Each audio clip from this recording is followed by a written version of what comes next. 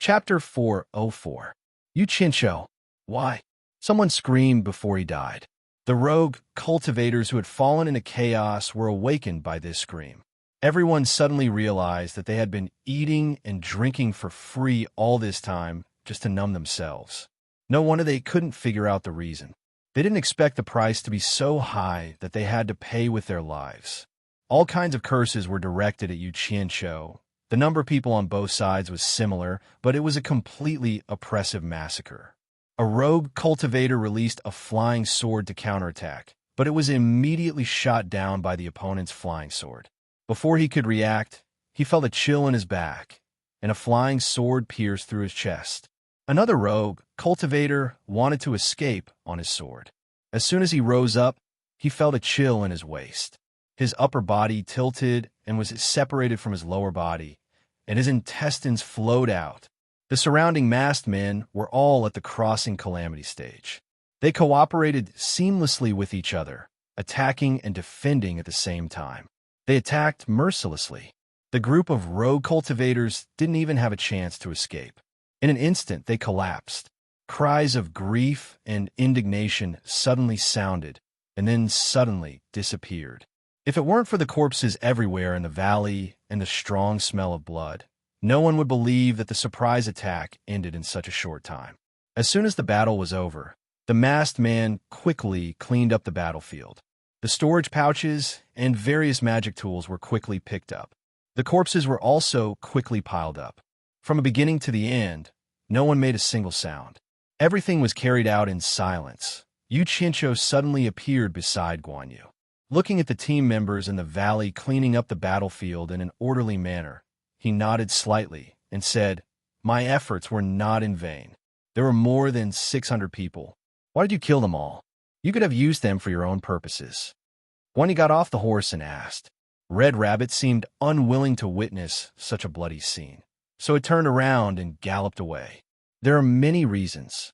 I don't need to explain them one by one," Yuchincho said indifferently. "I wanted to use these 600 people to test the effect of your training. This is one of the reasons." Guan Yu frowned, and his gaze moved from him to the team members in the valley. After the masked team members gathered the corpses, a few of them took out fire talismans and threw them out, preparing to destroy the corpses. With a buzz sound, a raging fire ignited, and the bloody corpse was engulfed in flames. Thick black smoke began to rise, and a burnt smell filled the air. Yuchincho's nostrils flared, and with a wave of his hand, a green fireball landed on the corpse. The green flames exploded and quickly engulfed the red flames. The rapid rise in temperature forced the masked men in the surroundings to retreat.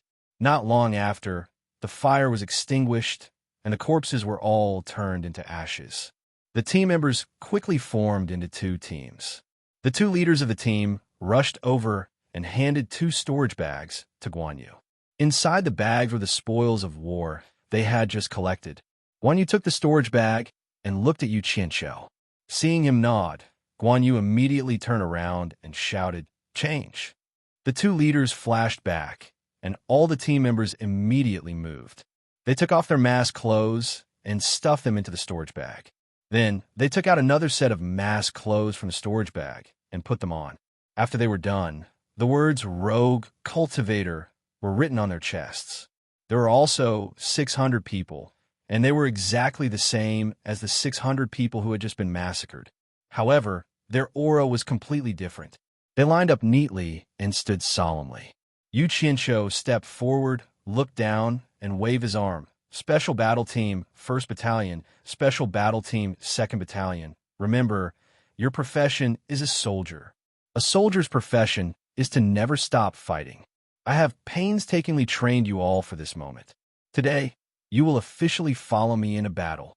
Perhaps this road will be filled with thorns, danger, and death, but I believe that you are the one and only soldiers in the cultivation world. You can overcome all difficulties and obstacles, and the outside world will become more wonderful because of you. We pledge our lives to follow the leader. Long live the leader! Long live the leader!" All the team members shouted at the top of their lungs, and their voices echoed in the valley for a long time. Yu Qianqiu waved his hand and pointed in the direction of Utopia's military camp. He said loudly, "There are close to 10,000 soldiers in Utopia. You are the first batch of members to officially follow me in a battle. You are also the first batch of soldiers who have used the limit-breaking pill and spent a large amount of spirit stones to create. You bear the heavy responsibility of helping the latecomers to break through to the tribulation stage. Are you ready?" Invincible. Invincible. All the team members were impassioned. I don't think that every cultivator can live forever, but Yu Qianqiu suddenly waved his arms and shouted, "I can guarantee you that your bloody battle today will give your future generations a land without oppression and exploitation in Utopia. Those with outstanding battle achievements. A monument will be erected in Utopia and passed down to future generations. Long live the leader! Long live the leader!" All the team members shouted again. After mobilizing everyone before the battle, Yu Qianqiu looked at everyone affectionately. Then he waved his hand and shouted, "Let's go." More than 600 team members disappeared, leaving Guan Yu alone to look at the empty valley. After a long time, Guan Yu whistled, and Red Rabbit galloped over. He mounted the majestic horse and looked in the direction of Ethereal Palace for a long time. Then he galloped straight for the military camp. In a hidden valley outside the 100 Flowers Valley, Yu Qianqiu and a group of team members quietly appeared. All the team members observed their surroundings warily. With a wave of Yu Qianqiu's hand, hundreds of well-trained team members immediately spread out and conducted a carpet search. After confirming that they were not being watched, they returned and gave him an okay gesture. Yu Qianqiu nodded in relief. He took out 2 Jade archives and handed them to the 2 battalion commanders of the Special Forces.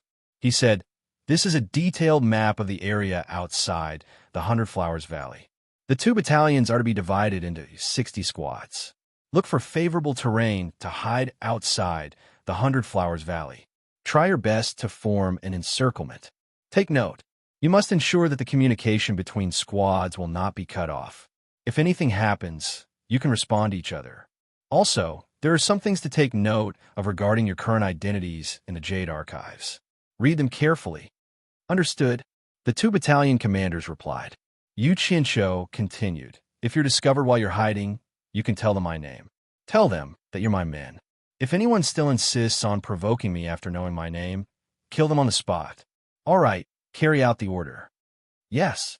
The 2 team members saluted, then quickly returned to their squads with the Jade archives in hand.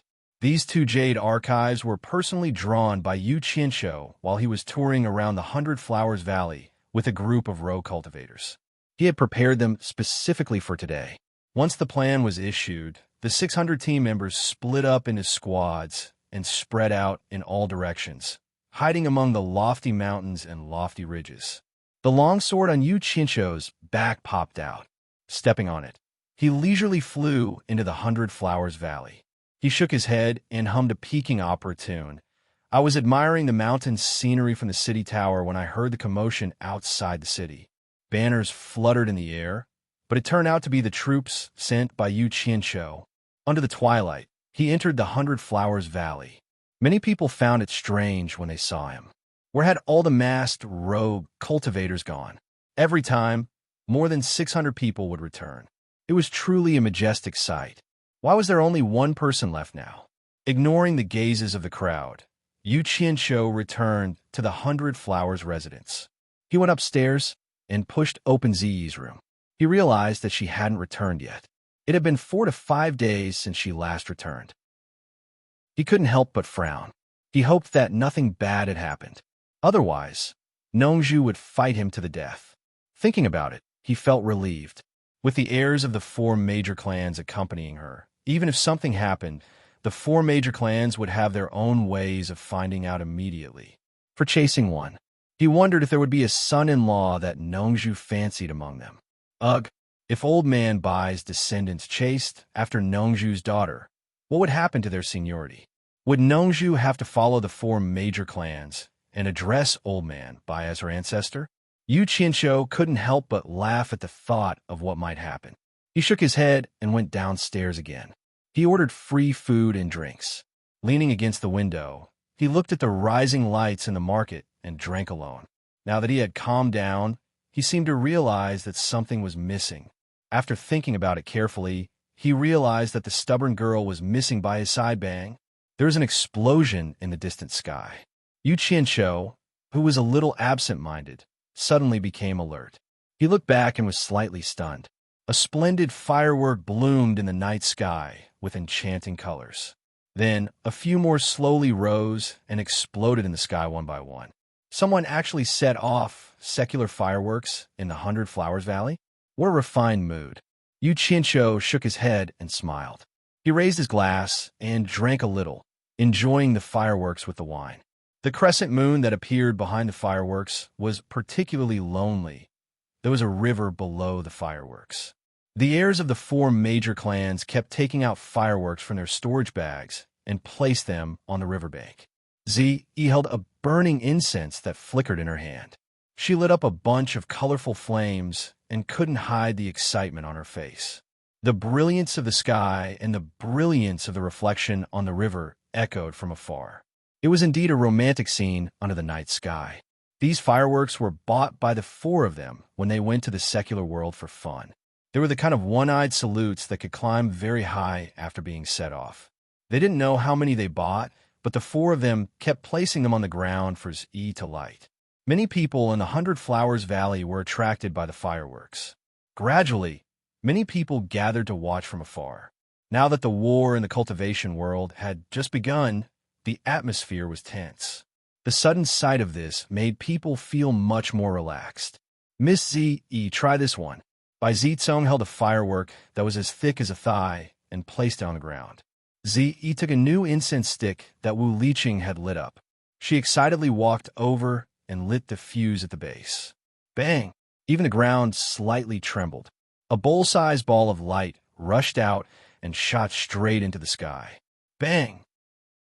It exploded, and the gorgeous colors spread across the sky. The expressions of the people below were also clearly illuminated. So it's these guys. After Yu Qianqiu ate and drank to his heart's content, he saw that the fireworks were still going off. He put his hands behind his back and came to see who had nothing better to do after eating. He didn't expect to see the 4 young masters sucking up to Zi.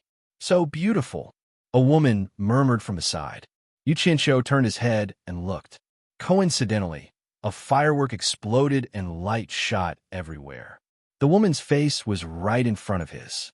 When they saw each other clearly, they were both stunned. Chapter 405.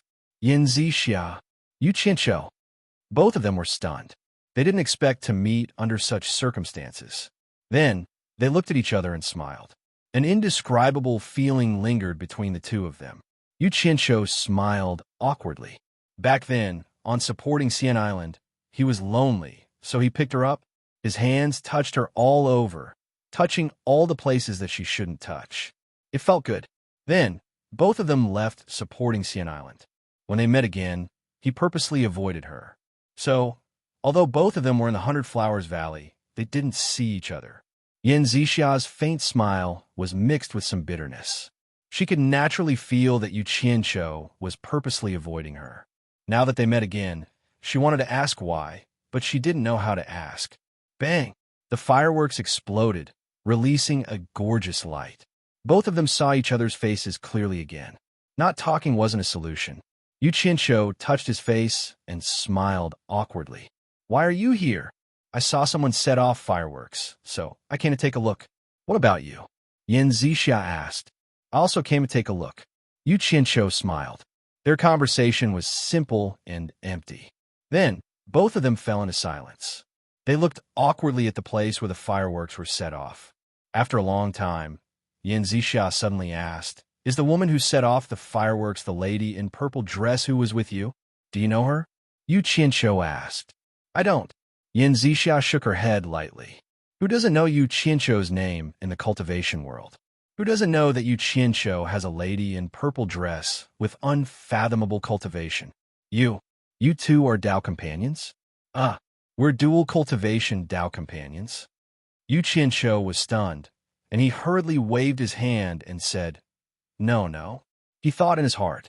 That little girl probably doesn't even know what it means to go to bed now. Dual cultivation, my ass. He pointed at Ze and the four young masters and said, "Can't you see anything?" When Yin Zixia heard this, she took a closer look and smiled. She could also tell that the four successors of the four great clans were pursuing Ze. If Ze was really Yu Qianqiu's Dao companion, how could he just stand there and do nothing? Turning her head, she smiled sweetly and said, "That lady in purple is also a stunning beauty. She has been by your side for a long time. Could it be that you have never been moved? Why did you allow others to pursue her?" Yu Qianqiu smiled bitterly and shook his head. He thought to himself, that girl's father is not easy to deal with. It's better not to touch him. Besides, I already have a few good women. I'm already satisfied. Yin Zixia looked at him in a daze. The little disciple of supporting a mortal's island back then had already risen to fame. Could he continue his fate? Recalling the past, he couldn't help but ask, "You owe me something. Do you still remember?" Yu Qianqiu was stunned. "What do I owe you?" "It seems like you have forgotten." Yin Zixia looked at the sky and waited for a firework to explode. She smiled bitterly and said, "You promised to compose a song for me. If you really forgot, then forget it." Yu Qianqiu was speechless. Thinking about it carefully, he did casually promise her back then. He almost forgot about it. He didn't expect her to remember it. Dong, dong, dong, dong. While the two of them were speechless, suddenly a melodious sound of a zither could be heard. Even the bang-bang of the fireworks couldn't cover its penetrative power. It clearly spread across the wilderness. It was obvious that the person who played the zither injected true essence into it. The two of them couldn't help but look at each other. They were just talking about a song, and someone was playing the zither. Wasn't it too much of a coincidence? The people who were watching the fireworks looked towards the source of the sound. On the other side of the river, under the cold moon and the brilliant fireworks, there was a beautiful woman in a red dress sitting on a giant rock that had been standing for God knows how many years.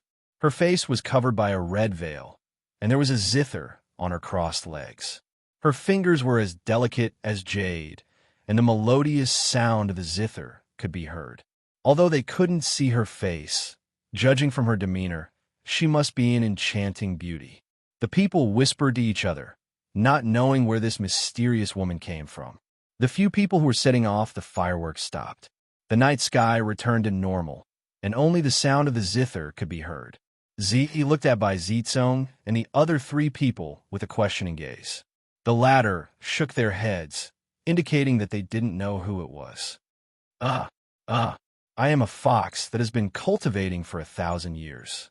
1,000 years of cultivation, 1,000 years of loneliness. In the dead of night, can anyone hear me crying? In the dim light, can anyone see me dancing? The woman plucked the strings of a zither and hummed a rhythm.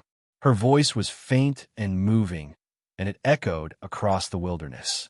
"Isn't this the song you composed?" Yin Zixia turned her head and asked. "Huh? Oh, I think it is," Yu Qianqiu stuttered. His facial expression kept twitching.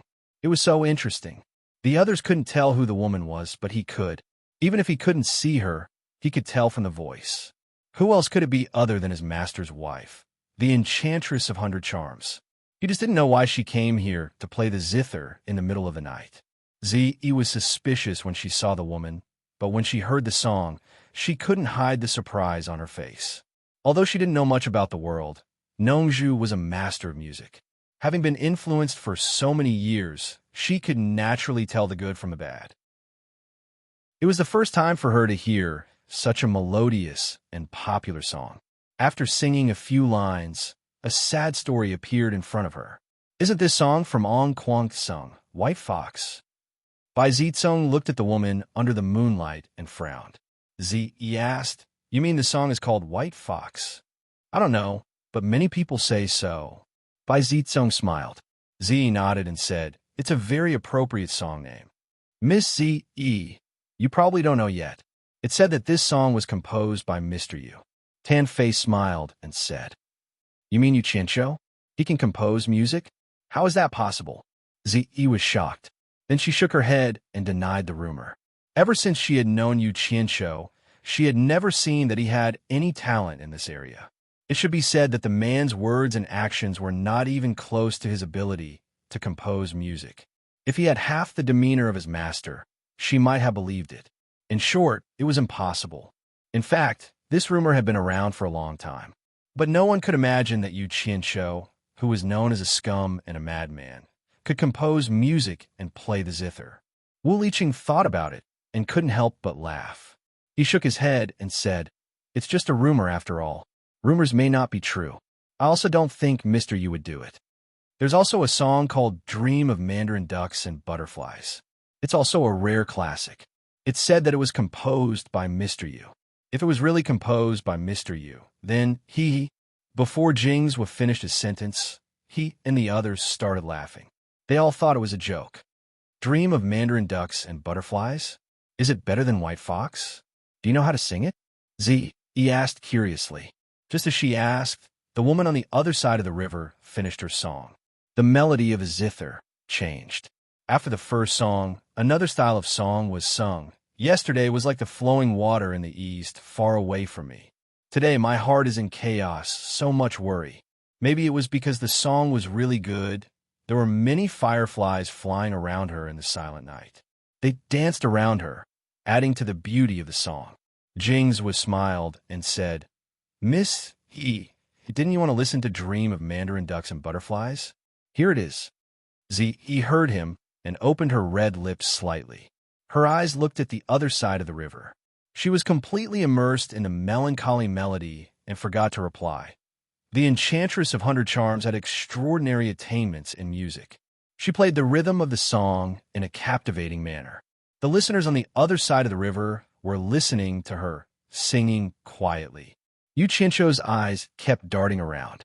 He didn't know what she was trying to do by doing this. Suddenly, his eyes met with the Enchantress of 100 Charms, and a trace of slyness flashed across the latter's eyes. Yu Qianqiu felt that something was wrong. She might be targeting him, but he did not know what she was trying to do. When the song ended, the crowd heaved a sigh of relief. Suddenly, the melody changed again. Although it was not as familiar as the previous two songs, the helpless feelings that came from the other side of the river were enough to stir people's hearts. Under the moonlight, the red lips moved and sang, "Don't talk about the past. Life is full of ups and downs. Even if you can't erase your memories, love and hate are still in your heart. If you really want to cut off the past and let tomorrow continue, you don't have to pester me anymore." The Enchantress of 100 Charms sang this song with great emotion. It was the first time the crowd heard it, and they were amazed. Yu Qianqiu unconsciously crossed his arms in front of his chest. He squinted his eyes and mumbled in his heart, "What is she doing? Is she trying to hold a concert?" He turned his head to look at Yin Zixia. Seeing her infatuated face, Yu Qianqiu opened his mouth, but he was speechless. He only felt goosebumps all over his body. Ziyi's eyes widened. She subconsciously pulled Bai Zicong and asked, "What's the name of this song?"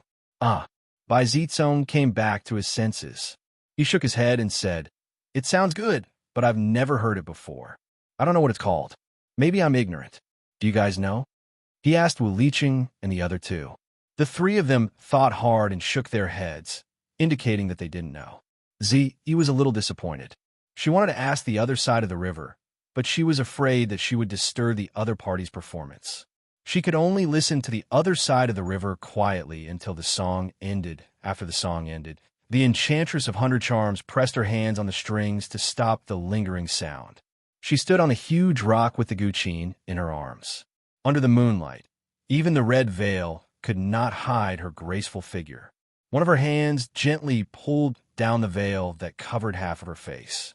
Her charming face was finally revealed in front of everyone. Those who knew her exclaimed, "The Enchantress of Enchanted Palace." "So it's her. I was wondering why she looked so familiar. After the Enchantress of Enchanted Palace was wiped out, didn't she go into hiding? Why is she here to play the guqin?" The crowd whispered to each other in surprise. The Enchantress of 100 Charms looked around and giggled. "I've been hiding for so many years. I didn't expect so many people to recognize me. How rare." Yu Qianqiu was slightly stunned. She had revealed her identity again. It seemed that she wanted to come out openly. At this moment, a burst of laughter came from behind him. I was wondering who was in the mood. So it's Palace Master Yi. Yu Qianqiu turned around and saw a group of people standing behind him. They were probably attracted by the sound of the guqin.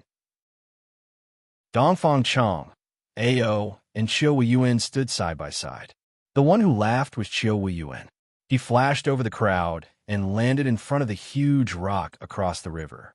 So, it's the leader of 10,000 demons, Elder Qiu. The Enchantress of 100 Charms glanced at him. Her expression was indifferent and a little rude. The enchantment palace was destroyed, but the leader of 10,000 demons did not help. She was a little unhappy. Qiu Weiyuan smiled awkwardly. Palace Master Yi, I haven't seen you for many years. I didn't expect you to be as powerful as ever. The war of the cultivation world has just begun, and we need a master like you to join us. Yu Qianqiu nodded secretly. It was the first time he heard that the Enchantress of 100 Charms surname was Yi. The enchantment palace is gone. What does the war of the cultivation world have to do with me? I don't want to participate in the war. I'm only here to visit a friend. The Enchantress of 100 Charms bluntly refused and turned to look at Yu Qianqiu. She resumed her charming smile and said, I have lived in seclusion for many years and am fond of music. By chance, I ran into the composer of The White Fox and the Mandarin Duck and Butterfly Dream, so I asked him for a song. Just now, I played and sang Love Has Become a Thing of the Past. Recently, I suddenly heard that Sir appeared in 100 Flowers Valley again, so I came to pay a visit, hoping to learn another song. Everyone followed her gaze. It was none other than Yu Qianqiu, whose expression was twitching. They were in an uproar. Could it be that he really composed those songs? Z, by Zitsong, and the others turned around. They were still in disbelief when they saw it was Yu Qianqiu. Yan Zixia believed it without a doubt because she had seen it with her own eyes. She asked in a low voice, the song just now is called Love is Past. Damn it, what was this woman trying to do? Yu Qianqiu looked around and smiled at the Enchantress of 100 Charms. Palace Master Yi, you're being too polite. It's just a joke. It's not worth asking for advice. I've come all the way here. Are you going to let me go home disappointed? The Enchantress of 100 Charms laughed. Although it was a joke, Yu Qianqiu felt that there was a hint of threat in it, which made him very unhappy. He looked at Yan Zixia beside him and thought to himself, forget it. I'll just take it as fulfilling my promise to her. He threw out a green, flying sword and flew to the Enchantress of 100 Charms. He glared at her. The Enchantress of 100 Charms did not mind. She smiled charmingly and pushed the zither in her hand to him. She then gave way to him and floated to the bottom of the giant rock. Yu Qianqiu held the zither with one hand and looked at Yan Zixia. He shook his head and smiled bitterly. Back then, I promised someone that I would compose a song for her. Unfortunately, I've never fulfilled my promise. I'm ashamed that she asked me about it today. I'll just borrow your zither to fulfill my promise. He sat down with his legs crossed. He closed his eyes and pondered for a while. He randomly picked a song from his memory and brewed it. When he opened his eyes, his fingers were already playing the zither skillfully. The clear and refreshing sound of the zither weaved out a beautiful melody, and the people on the other side of the river were immediately stunned. Qiu Weiyuan stared at the fingers that were playing the zither. He realized that it was not an act. His mouth turned into a circle. Bai Zitsong and the other three looked at each other. They said that it was impossible just now, but it became a reality in the blink of an eye. Zi's mouth was opened so wide that an egg could be stuffed in it. It was unbelievable. Chapter 406. The temptress turned to the other side of the river, trying to find the person Yu Qianqiu promised, but it was hard to confirm. Others might not understand, but Yan Zixia did. The person Yu Qianqiu was talking about was her. Her beautiful eyes were slightly watery, but fortunately, it was hard for others to see it due to the dim moonlight. The melody was clear, and under the moonlight, it gave off a free and easy feeling. Yu Qianqiu looked around with a calm smile on his face and echoed the melody. The world of mortals is funny. Infatuation is the most boring. Arrogance is good. This life is not over, but the heart has no worries. I just want to be free for the rest of my life. Smile to people when awake, forget everything in dreams, sigh that the sky darkens too early. The next life is unpredictable, love and hate are written off. I sing to wine, I only want to be happy until I grow old. The surprise on everyone's faces had turned into an attentive expression. The troubles in their hearts seemed to have dissipated along with the song. They were all immersed in it, and some even swayed left and right involuntarily with the melody. Was this the guy who was filthy and immoral? This guy actually had this side to him. Chioen, who was below, was petrified on the spot with a blank face. Zi, who was on the other side, was completely dumbfounded. Elder Bai's disciple was indeed not an ordinary person. The world of mortals is funny. Infatuation is the most boring. Are you talking to me, comforting me? So you have always known my heart. Yan Zixiao mumbled as if she was dreaming. The moonlight was dim, the river was flowing, the fireflies were dancing, and the breeze was cool. As he sang and sang, Yu Qianqiu also entered the state of mind. His expression was transcendent, and there was a faint smile on his face as he looked at the fireflies resting on his shoulder. They were singing to their heart's content under the moonlight. He said, "No matter how cold the wind is, I don't want to escape. No matter how beautiful the flowers are, I don't want them. The higher the sky, the narrower the heart. No matter how much karma there is, I get drunk alone. I cry today, I laugh tomorrow. I don't expect anyone to understand. I'm full of pride. The song is singing, the dance is dancing, the night is long, and the dawn is looking for happiness." After repeating the catchy melody a few times, everyone had already memorized it. Many people were humming it softly, realizing that this song could relieve their worries. Music will eventually come to an end, and beauty cannot be preserved forever. The music slowly came to an end. Everyone was still immersed in the joy. Yu Qianqiu nodded slightly. It seemed that the performance was quite effective. Suddenly, he discovered that the Enchantress of 100 Charms was looking at him with a smile, full of ill intentions. He could not help but frown. Without saying a word, he picked up the zither on his knee and tossed it back to the other party. The Enchantress of Allure caught the zither that was rolling over and gently held it in her arms. Her face was filled with an enchanting smile as she let out a burst of bell-like giggles. She seemed to be very proud, which woke everyone up with a start. When everyone looked at Yu Qianqiu again, their gazes were filled with deep veneration. To be able to improvise such a beautiful and classic song, how many people in the world could do it? He was simply a heaven-sent genius. Qiu Weiyuan smacked his lips and swallowed his saliva. He did not understand music, but he could intuitively tell that it was beautiful. Even a boorish person like him wanted to let go of everything and have a good time after listening to it. It was obvious that this song was extraordinary. TSK, TSK. Looking at Yu Qianqiu, he shook his head and exclaimed. This guy was not only good at acting shamelessly and fighting, but he could also play such a gentle song. It was really surprising. What a talent. What a gentle scum. Yu Qianqiu stood up and was about to leave when the Enchantress of 100 Charms asked with a smile, "Mister, are you going to leave like this? A good song needs a good name. Since Mister has left the song, you should at least tell us the name of the song." Everyone looked at Yu Qianqiu and nodded slightly. This thing was not a treasure. It was not like he could eat it if he kept it in his mouth. Without hesitation, Yu Qianqiu said, "Let's call it Xiao Hongchun." Xiao Hongchun? That Xiao Hongchun from Hongchun is so funny. Good name. The Enchantress of 100 Charms' eyes lit up and nodded in praise. Everyone else also whispered to each other. Yu Qianqiu took out a green flying sword from his long sleeve and stepped on it. The Enchantress of 100 Charms carried her zither and followed behind him. Yu Qianqiu looked back and immediately stopped in the air. The Enchantress of 100 Charms also stopped with a smile. "Palace Lord Yi, why are you following me?" Yu Qianqiu was surprised. The Enchantress of 100 Charms plucked the zither in her arms with a few fingers. After a few tinkles, she smiled and said, "Of course, to go back with Mister and continue to learn from you." "Ah, it's too late. It's not convenient. Let's talk about it another day."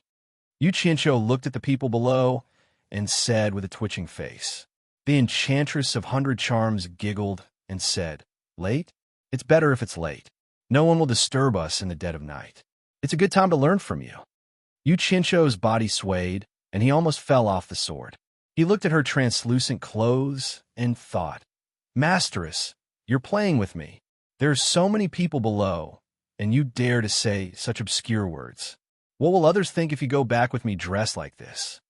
Everyone below looked at each other in dismay. The enchantress of 100 charms was famous for her charm. Although no one had seen her affairs with their own eyes, her dissolute reputation had long been widely known in the cultivation world. Now, this scum was suitable for a slut. Everyone thought so. Fortunately, Yu Qianqiu didn't know what the people below were thinking. Otherwise, he would have to summon the special forces and start a massacre. "Brat, you destroyed my pavilion. I haven't settled the score with you yet, and you refuse to show me." The enchantress of 100 charms was smiling on the surface, but she was secretly threatening him with telepathy. Yu Qianqiu's face froze. He opened his mouth but didn't say anything. His cultivation was not high enough, so he couldn't explain with telepathy. The two of them were in a stalemate in the air for a while. In the end, Yu Qianqiu gave way and flew into the 100 Flowers Valley dejectedly. The enchantress of 100 charms giggled and followed him. The next life is unpredictable. Love and hate are written off. Is this what you want to tell me? Yan Zixia, who was below, turned around in a daze and was still murmuring. Once this woman started to let her imagination run wild, anything could fit the situation. Even 10 bulls couldn't pull her back. No, 10,000 bulls couldn't pull her back. After watching the show, the crowd left happily. They couldn't help but sigh. They didn't expect Yu Qianqiu to have such a trick up his sleeve. You really can't judge a book by its cover. Miss C. Wu Liqing passed her another incense stick and said, "There are still many fireworks left. Let's continue." Yes, let's continue." Bai Zizong and the other two agreed. They immediately took out fireworks from their storage pouches and started to place them on the ground. Zi took the incense stick and lit a fuse. She watched as a ray of light shot into the sky and exploded. Although the colors were still beautiful, she didn't have the mood to start. Her lips were slightly pouting, showing a lack of interest. She looked at the 4 men who were placing the fireworks. She couldn't help but compare them with Yu Qianqiu. Then she frowned and thought, as expected of the disciples of the aristocratic families, they only know how to play all day and follow behind women. What a loser. It seems that when I was with him, I was always behind him. He was busy all day, and I rarely saw him stop. I was fine with him. Why would I hang out with these vulgar people and play with children's things? So vulgar. Damn it. I've been with him for so long. He never told me that he knows how to play the guqin and compose music. Liar. Zi's pretty face turned cold. She threw the incense stick on the ground and turned to leave. Miss Zi, where are you going?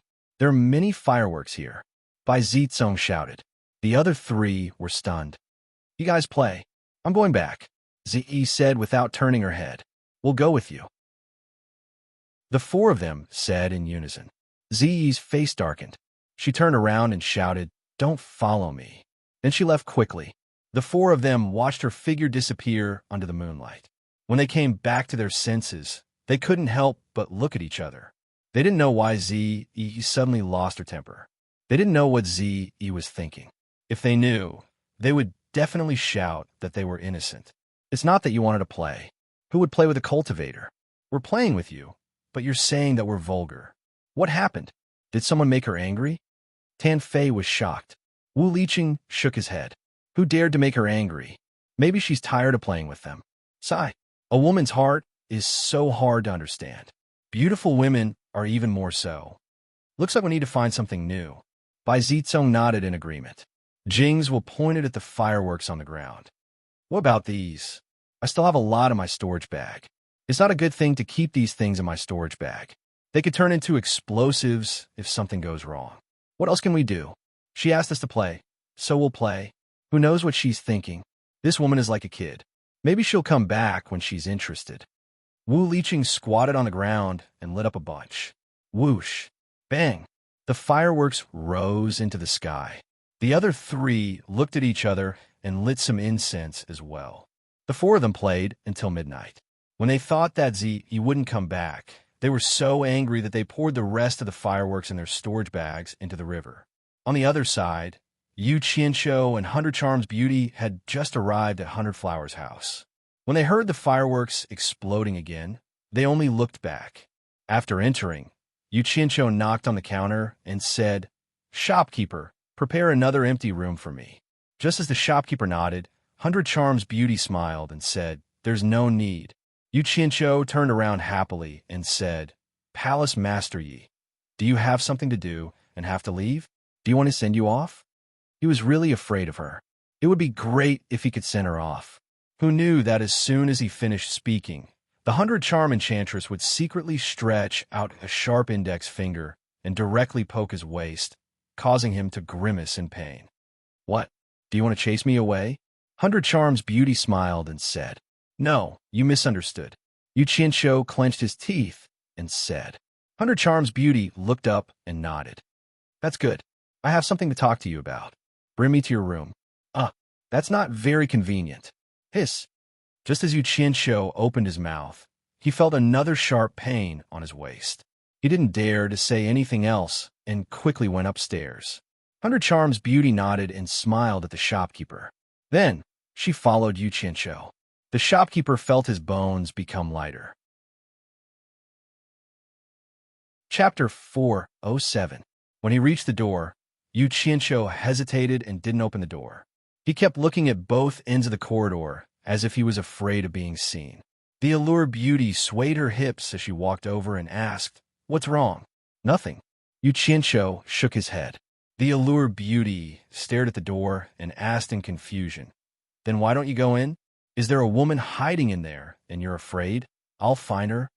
She pushed the door open and walked in. She looked around the room, even under the bed, but she didn't find anything suspicious. When she turned around, she saw him still standing at the door, as if there was a ghost inside and he didn't dare to come in. "Is this your room?" The 100 Charms enchantress asked. Seeing him nod his head in agreement, she couldn't help but ask curiously, "Then why are you standing outside?" She walked to the door and dragged Yu Qianqiu into the room, closing the door behind her. Yu Qianqiu staggered and looked back. His heart was pounding. He quickly walked to the window and opened it.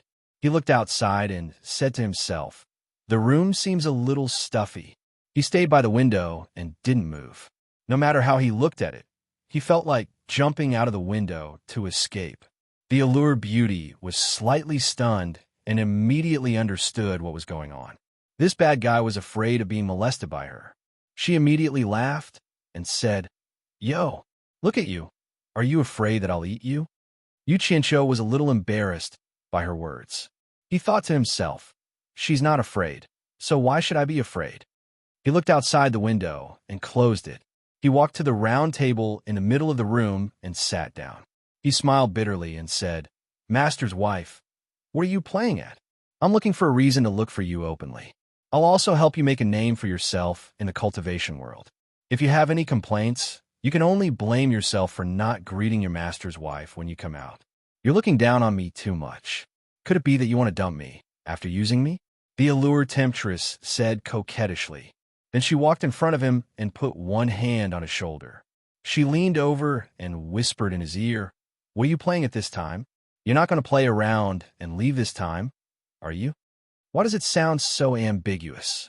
Yu Qianqiu felt the delicate body leaning against his back and was truly speechless. What the hell was going on? He said helplessly, "Master's wife, just say it. What do you want from me?" "Haven't I said it already?" "Of course. I'm here to ask you, Mr. Yu Qianqiu. Master's wife, don't joke around." After saying that, Yu Qianqiu wanted to stand up. However, a pair of slender hands pressed him back down. The Enchantress of Allure pinched his shoulders with just the right amount of strength and said in a sorrowful voice, "My magical fantasy palace no longer exists, and now I'm all alone. If you think my craftsmanship is passable, then please accept me as a poor person. I'm willing to stay by your side and serve you." What kind of nonsense is this? Yu Qianqiu didn't know whether to laugh or cry. He looked back and said, Master's wife, please stop. I really don't have the fortune to enjoy it. If you need my help, just say it. At this time, footsteps stopped outside the door. The two of them stopped talking and laughed. Then there was a knock on the door. Zi shouted, Yu Qianqiu. The fireworks were still going off. Why did this girl come back? Yu Qianqiu shrugged his shoulders and said, Come in. However, the enchantress of 100 Charms' hands refused to leave his shoulders. Instead, she began to knead more and more seriously, as if she was a servant that was being ordered around. Zi pushed open the door and entered. When she saw this scene, she was momentarily stunned. She turned around and closed the door. She directly sat in front of Yu Qianqiu and glared at the 100 Charms beauty who was behind him, massaging his shoulders. In terms of appearance, Zi was better than the Allure beauty. However, in terms of femininity, Zi was far from it. The Allure beauty's frown and movement were well trained. Even women would be moved by her, let alone men. Zi was like a green apple. It was a little bitter. The Allure beauty was like a red strawberry. It was as if one bite would fill one's mouth with juice. Zi didn't care about these things.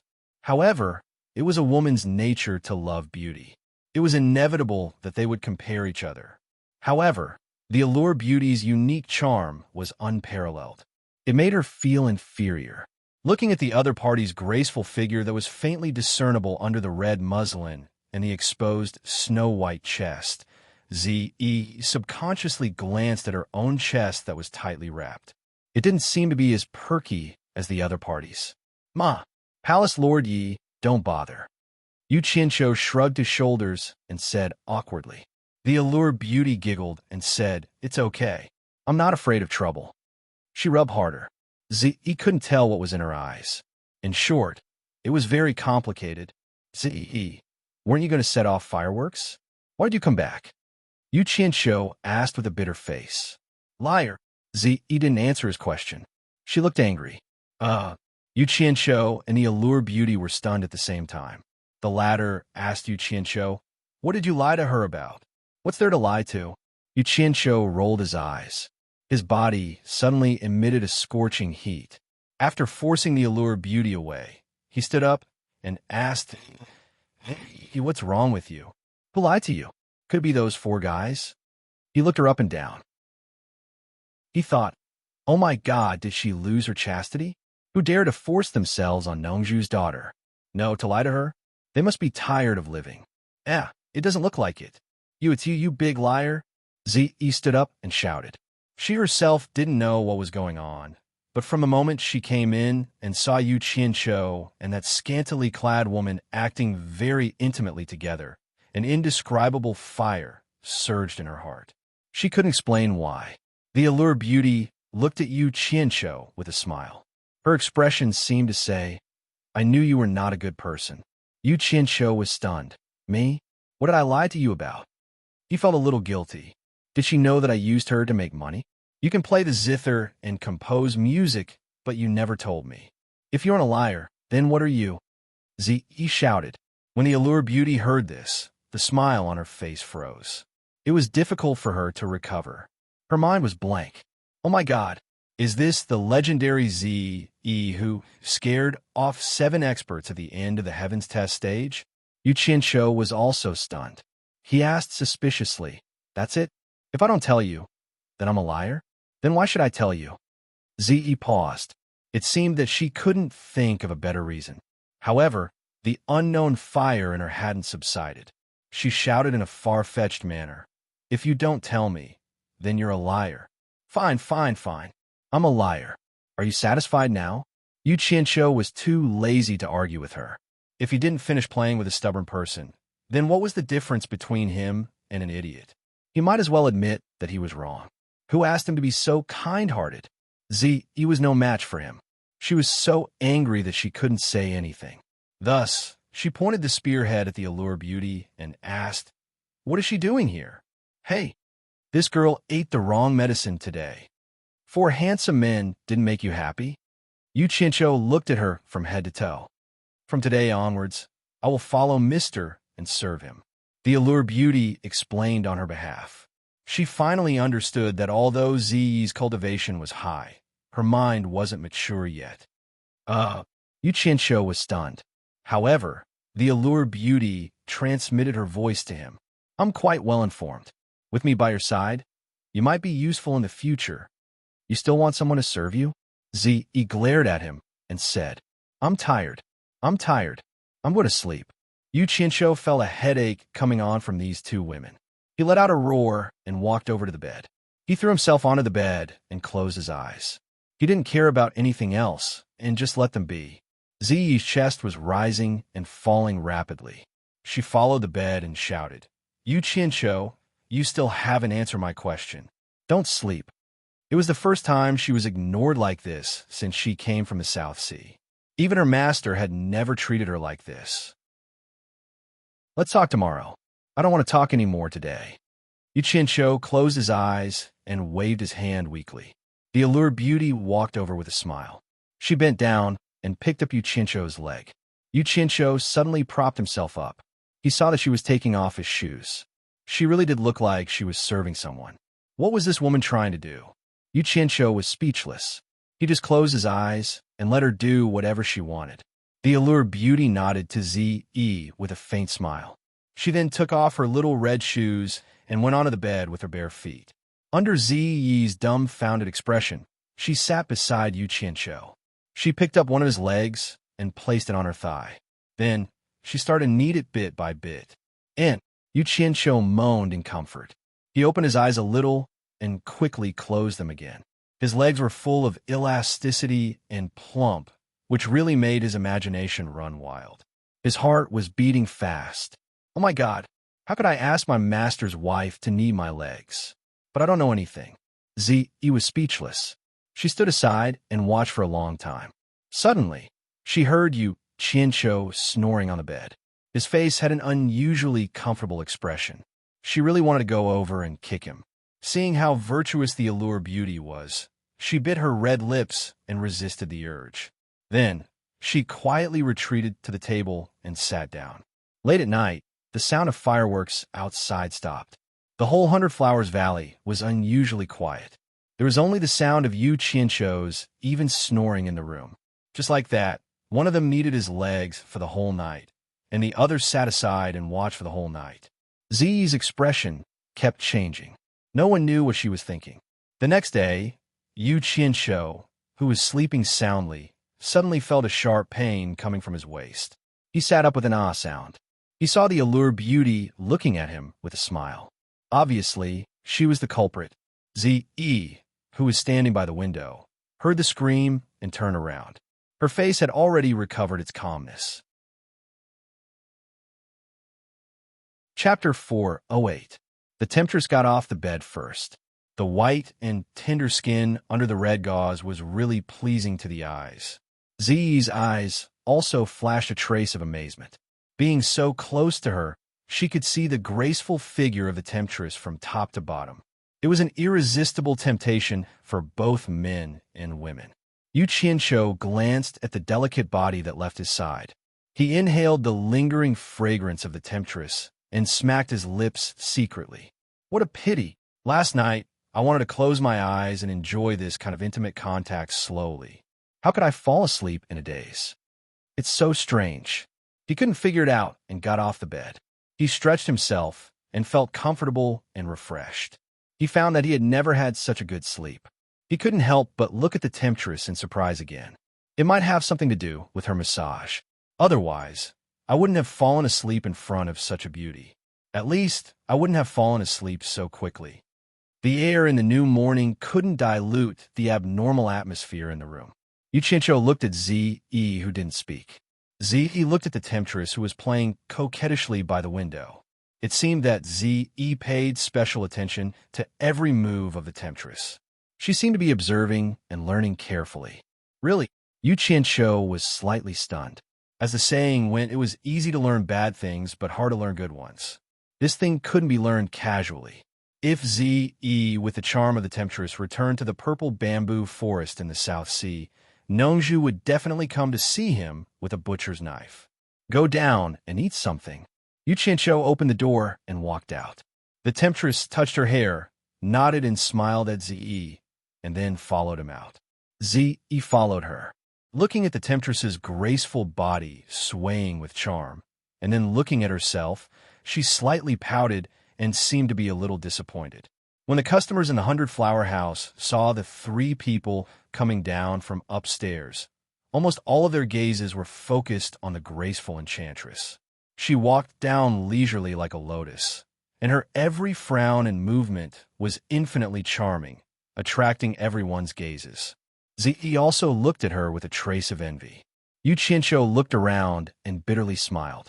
He envied everyone else for being able to look at the beauties without any restraints. However, he had many misgivings and did not dare to do so. He didn't know that God was playing a joke on him. He sent 2 beauties to his side, but he couldn't eat them. How depressing. What he didn't know was that everyone was envious of him. They envied him for being able to take on 2 people at once. One was the famous enchantress of 100 charms, and the other was the rarely seen purple dress. Both were stunning beauties. Just as the 3 of them found a seat by the window and sat down, they saw footsteps outside. Many people were running towards the back of the mountain, and there were even people flying across the sky on swords. Yu Qianqiu looked around and frowned slightly. The back mountain was where the 100-Flower Palace was. Could something have happened to the 100-Flower Palace? Temptress, Yu Qian Mountain yelled. Ingli Temptress, he to say. He, to the Temptress, and said, but, and, to. Damn it. I gave you face, but you don't want it. Yu Qianqiu was immediately infuriated. Coincidentally, another person ran over. Without saying a word, he kicked out and sent that person flying. Temptress and Zi looked at each other. Yu Qianqiu walked over and grabbed the person who was groaning in pain. He asked, "Do you know me?" The man slowly came back to his senses and was about to flip out, but after he saw clearly who it was, he repeatedly nodded in panic and said, I know. Yu Qianqiu pulled his lapel and shouted in a deep voice, What are you panicking for? What happened? I don't know. I heard that Yanbu Gui came back with his people. They are in a stalemate outside the 100 Flowers Valley. The Cultivation Alliance is gathering all the disciples in the 100 Flowers Valley. That person said with fear, Why did this guy come back? Yu Qianqiu frowned and let go of him. That person ran away. On a gentle slope in the back of the mountain, the 100 Flowers Palace was located. Outside was a sea of flowers. It was supposed to be a place where hundreds of flowers were blooming. But now, it was ruined by a group of people who didn't follow the rules. This was the second time.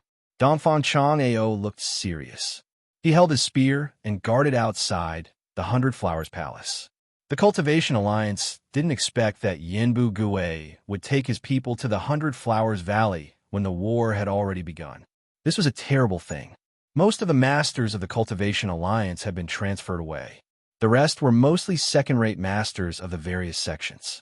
Dongfang Chang, Ao, and Xiao Wuan were left to take charge of the affairs of the righteous and demon sects. Their cultivations were higher. On Yanbu Gui's side, it was basically the same group of people as last time. There were more than 50 people, and all of them were above the tribulation passing stage. What was more terrifying was that there were 2 masters at the end of the tribulation passing stage. Although the Cultivation Alliance had a lot of people, they were no match for the other side. Although there were some masters in the 100 Flowers Palace, they were originally Yanbu Gui subordinates. It was good that they didn't go with him. How many people dared to attack him? At this time, Xiao Yuan was blocking in front of Yanbu Gui and begging. Yanbu Gui probably gave him some face. Otherwise, he would have rushed in. Now, no one could stop him. Dongfang Chang'ao looked around with a cold face. He felt that something was missing. Xionghui behind him asked nervously, Elder Dongfang, doesn't Yu Qianqiu still have a group of people under him? Do you want to call them over? That's right. Yu Qianqiu himself was an expert. Not to mention, Zi and 100 Charms Enchantress were by his side. Although those loose cultivators were useless, it was always better to have more people. There was also a tribulation passing stage among them, right? Dongfang Chang Ao's eyes lit up. No wonder he felt that something was missing. He nodded and allowed Xiong Hui to leave. At this time, he couldn't help but feel a little emotional. That little disciple of his that he wouldn't even look at in the eye had become quite important now. In fact, Xiong Hui's trip was in vain. On a mountain not far from here, behind a few big trees, Yu Qianshou and the two girls were watching the situation. Yu Qianshou frowned deeply. Normally, he did not want to interfere in this matter because Yanbu Gui had many experts under him. Even if he called out the special forces, even if they won, the special forces would inevitably suffer heavy losses. After all, he had used his own spirit stones to build them up. Unless the benefits outweighed the disadvantages, it was better not to use them. But I also promised Ma Jiugu to protect Bai Hua Fairy and her daughter, so I'll just wait and see. If the mother and daughter are fine, I'll just stay put. I don't care about anything else. Qiuwen, get out of the way. Don't force me to do it, Yin Bugue shouted. It seems like his patience was running out. Qiuwen smiled bitterly and said, Eldest senior brother, why are you doing this? Why do you have to involve the mother and daughter in your matters? Besides, they are not willing to go with you. Could it be that you want to use force against them? Whether they want to or not, I'll have to ask them first. This is my family's business. Get out of my way. Eldest brother, why are you so unwise? Are you really so sure that you will win? What if you fail? Why do you want them to follow you and risk the world's wrath? Who would dare to protect them? Qiu Weiyuan tried his best to persuade him. The meaning behind his words was very clear. The mother and daughter pair are very safe here. It wouldn't be too late to take them away after you win. Yanbu Gue coldly laughed. I'm afraid that if you lose, the mother and daughter pair will become your hostages. You're trying so hard to stop us husband and wife from seeing each other. Have you already put them under house arrest? The last part of his sentence was very serious. So this was the reason why he tried so hard to take Bai Hua Fairy and her daughter away. Qiu Weiyuan was a bit surprised. Eldest brother, what do you mean by that? Even if the entire Chinese cultivation world loses to you, who from the righteous and evil path would dare to take the mother and daughter pair as hostages? Not only our 10,000 demons wouldn't agree, even Fuxian Island wouldn't agree. That was then, this is now, in a moment of life and death. Who would care about the mother and daughter pair? Yanbu Gue spoke in a low voice. Eldest brother, what you're saying, could it be that you don't even trust Shifu? Could it be that Shifu would harm his own granddaughter?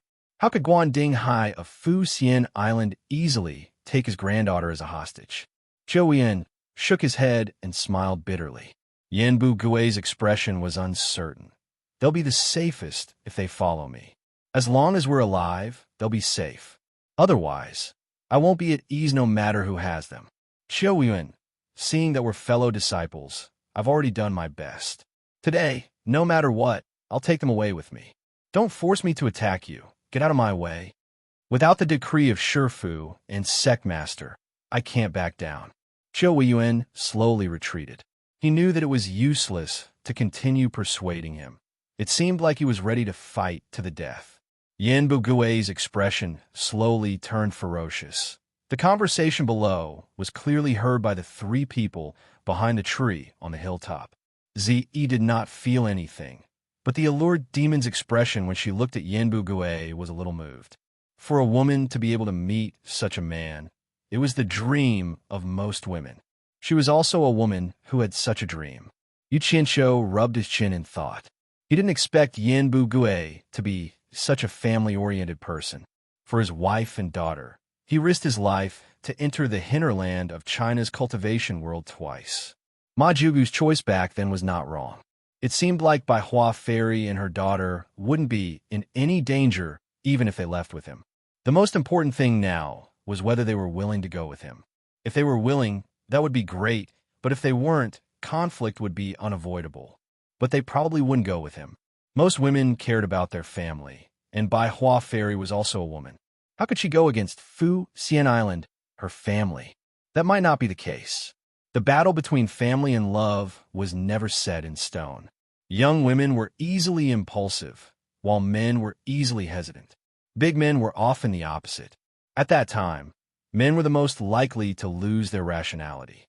They might even abandon their country for a smile. That's why in the past life, There was a saying that husband and wife were birds in the same forest. He hoped that his guess was wrong. That way, he wouldn't have to work so hard. While Yu Qianqiu was thinking, his eyes suddenly lit up. From the Baihua Palace, Yin Zixia accompanied a dignified, elegant, and exceptionally beautiful woman. The woman was so beautiful that people didn't dare to look at her directly. Her beauty was enough to cause the downfall of the city. Needless to say, this woman must be Baihua fairy without a doubt. Yu Qianqiu sighed to himself. Women with the title of fairy in the cultivation world really couldn't be compared to ordinary beauties. The Jade Flower Fairy from before was like this, and now Baihua Fairy is also like this. What a pity. All the good cabbages are taken by pigs. Chapter 409. Seeing Baihua Fairy leisurely walking towards them, as well as Yin Zixian next to her, Yin Wuchen excitedly walked forward, calling out, "Madam, Zixia, stop!" Dong Fangchong A.O. shouted and pointed the spear in his hand at Yin Wuchen, stopping him a few meters away. Dong Fangchong A.O., you dare to stop my family from reuniting. Today, I will take your head to vent my anger. Yin Wuchen shouted. A green light shot out from his inventory bag. With a shio sound, it shot towards Dong Fangchong A.O. like lightning. Dong Fangchong A.O.'s expression darkened, quickly raised the spear with both hands. But as soon as the tip of the spear was covered in golden light, a black light shot out even faster. With a pung sound, it knocked the green light away. One black and one green quickly returned.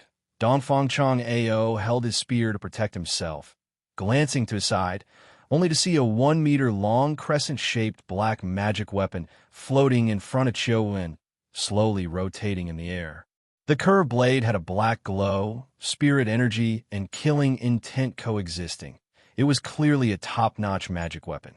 Yin Wu Gui caught the emerald flying sword, staring at the crescent-shaped magic weapon in front of Qiuwen, shouting in shock. "Black Moon Pagoda? Qiuwen, how did it end up in your hands?" When everyone saw Qiuwen's magic weapon, they all felt it was a bit strange, but when they heard Yin Wugui's words, they were also shocked. A few hundred years ago, when the sect leader of 10,000 demons, Yin Wuchun, dominated the world, he had a high-tier magic weapon that struck fear into the hearts of the cultivators. Wasn't it called the Black Moon Pagoda? That was a peerless weapon at that time. Countless cultivators died under Yin Wuchun's Black Moon Pagoda. Ever since the leader of 10,000 demons retired, no one in the cultivation world has seen it again. Who would have thought that it would appear in Qiuwen's hands today? It was the first time for Dongfang Chang'eo to see any of the Chinese cultivators present. Dongfang Chang'eo looked at Qiuwen in surprise. Why did Yin Wuchen give him his personal treasure? Yin Bu Gui's expression was a little sluggish. Behind him, the old man in embroidered robes and the old man in linen robes also looked at each other. Although they were foreign cultivators, they had also heard of the fearsome name of the Black Moon Pagoda. Black Moon Pagoda? What kind of treasure is it? Yu Qianqiu looked at the gadget and turned to look at the enchantress of 100 charms. He was not very experienced and had never heard of such a thing. The allured beauty understood what he meant. Her expression turned solemn as she transmitted her voice. The Black Moon Pagoda is said to be the most lethal weapon of the Devil Dao. Its exact origin is unknown, but it seems that Yin Wuchun's father obtained it by chance. After it fell into Yin Wuchun's hands, it became infamous in the cultivation world. Back then, there was a saying, "Under the pagoda, all are dead souls." It was said that no one who fought with Yin Wuchun could survive under his Black Moon Pagoda. This shows how powerful this treasure is. TSK. What a great treasure. Yu Qianqiu looked at Qiuwen again. He couldn't help but think of the day when Yin Wuchun didn't give him any face and slapped Qiuwen in front of everyone. At that time, Qiuwen was as obedient as a child. Who would have thought that after suffering in front of everyone, he would receive such a great benefit? He then looked at the mother and daughter. Yin Zixia was biting her lips, staring at her father without saying a word. Baihua Fairy was even more indifferent as she looked at the distance. She didn't say a word. No one knew what she was thinking behind her calm face.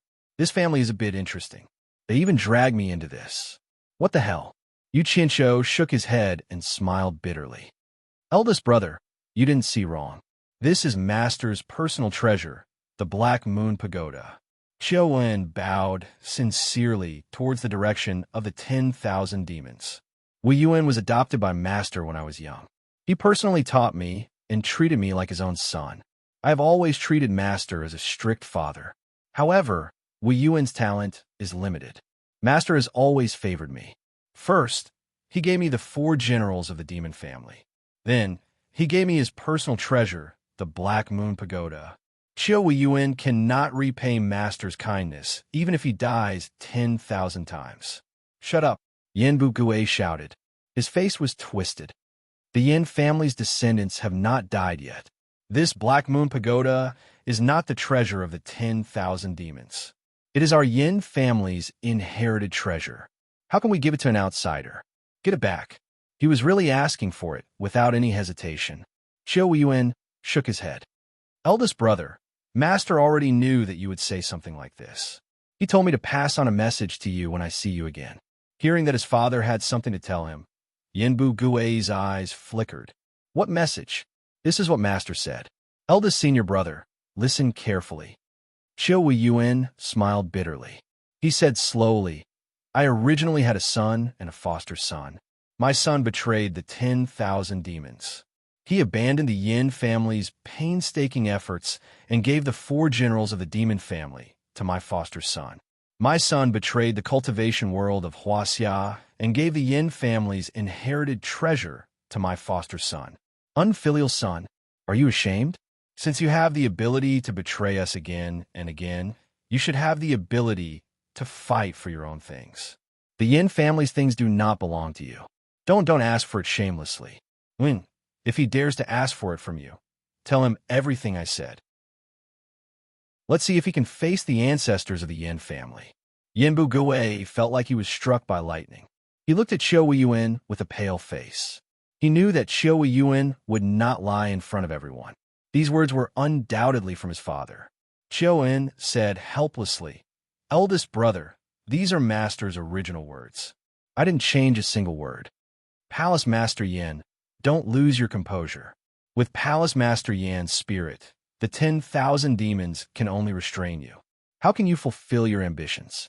When you control the entire cultivation world of Huaxia in the future, who would dare to say a word against you? The old man in brocade robe chuckled. He looked at the old man in linen robe beside him. This time, Yinbu Gui returned to the 100 Flowers Valley. Although it was because he missed his wife and daughter, there were 2 people behind it. The headquarters of the Cultivation Alliance was empty. If they took the opportunity to launch a sneak attack, even if they could not cause great losses to the cultivation world of Huaxia, they could still greatly damage their morale and bring invisible benefits to the battle ahead. Otherwise, who would have nothing better to do and come all the way here to fight for his wife? They were not really his subordinates. The 2 of them looked at the increasing number of cultivators from Huaxia and smiled. One disagreement would be the beginning of a massacre. The more casualties they caused, the more they could damage the morale of the Cultivation Alliance, and the more advantageous it would be for the battle ahead. Shut up, Qiu Wen shouted at the old man in brocade robe. My eldest brother's current situation was instigated by you 2. You have the ambition of wolves and evil intentions. How dare you speak so arrogantly here? The old man in brocade robe raised his eyebrows and chuckled. I'm not your eldest brother. If you talk too much, you might lose the Black Moon Pagoda in your head. I'll give face to Palace Master Yin for now. I hope you won't say anything to anger me again. Otherwise, don't blame me for being rude. How dare you? Dongfang Chong Ao shouted, holding a spear in one hand and standing next to Qiu Wu Yuan. The 2 of them exchanged glances.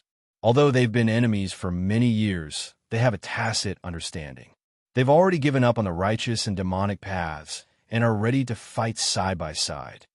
Since you don't know what's good for you, then I won't be polite, the old man in brocade robe smirked. His hands came out from behind his back. He finally had an excuse to act. Chang Ao Wu Yuan stand out. A slightly dignified female voice was heard. Dongfang Chang Ao and Qiu Yuan turn around. only to see the beautiful Bai Hua fairy was already walking towards them. The two of them were a bit surprised, exchanged glances, but didn't say anything.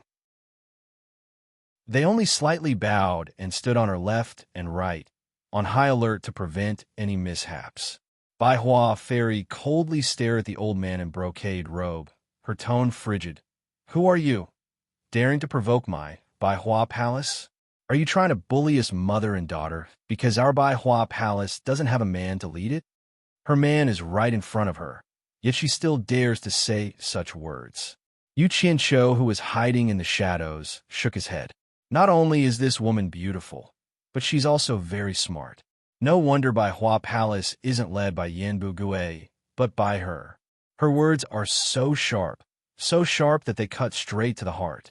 Fuck, you want me to protect her? I think it's more like she's protecting me. Ma Jiugu is going in the opposite direction. Sure enough, when the old man saw Bai Hua Fairy's beauty, his eyes filled with admiration, was stunned, speechless.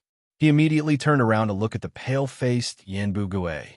This woman's words are trying to drive a wedge between them. If I argue with her, Yanbu Gui might turn against me.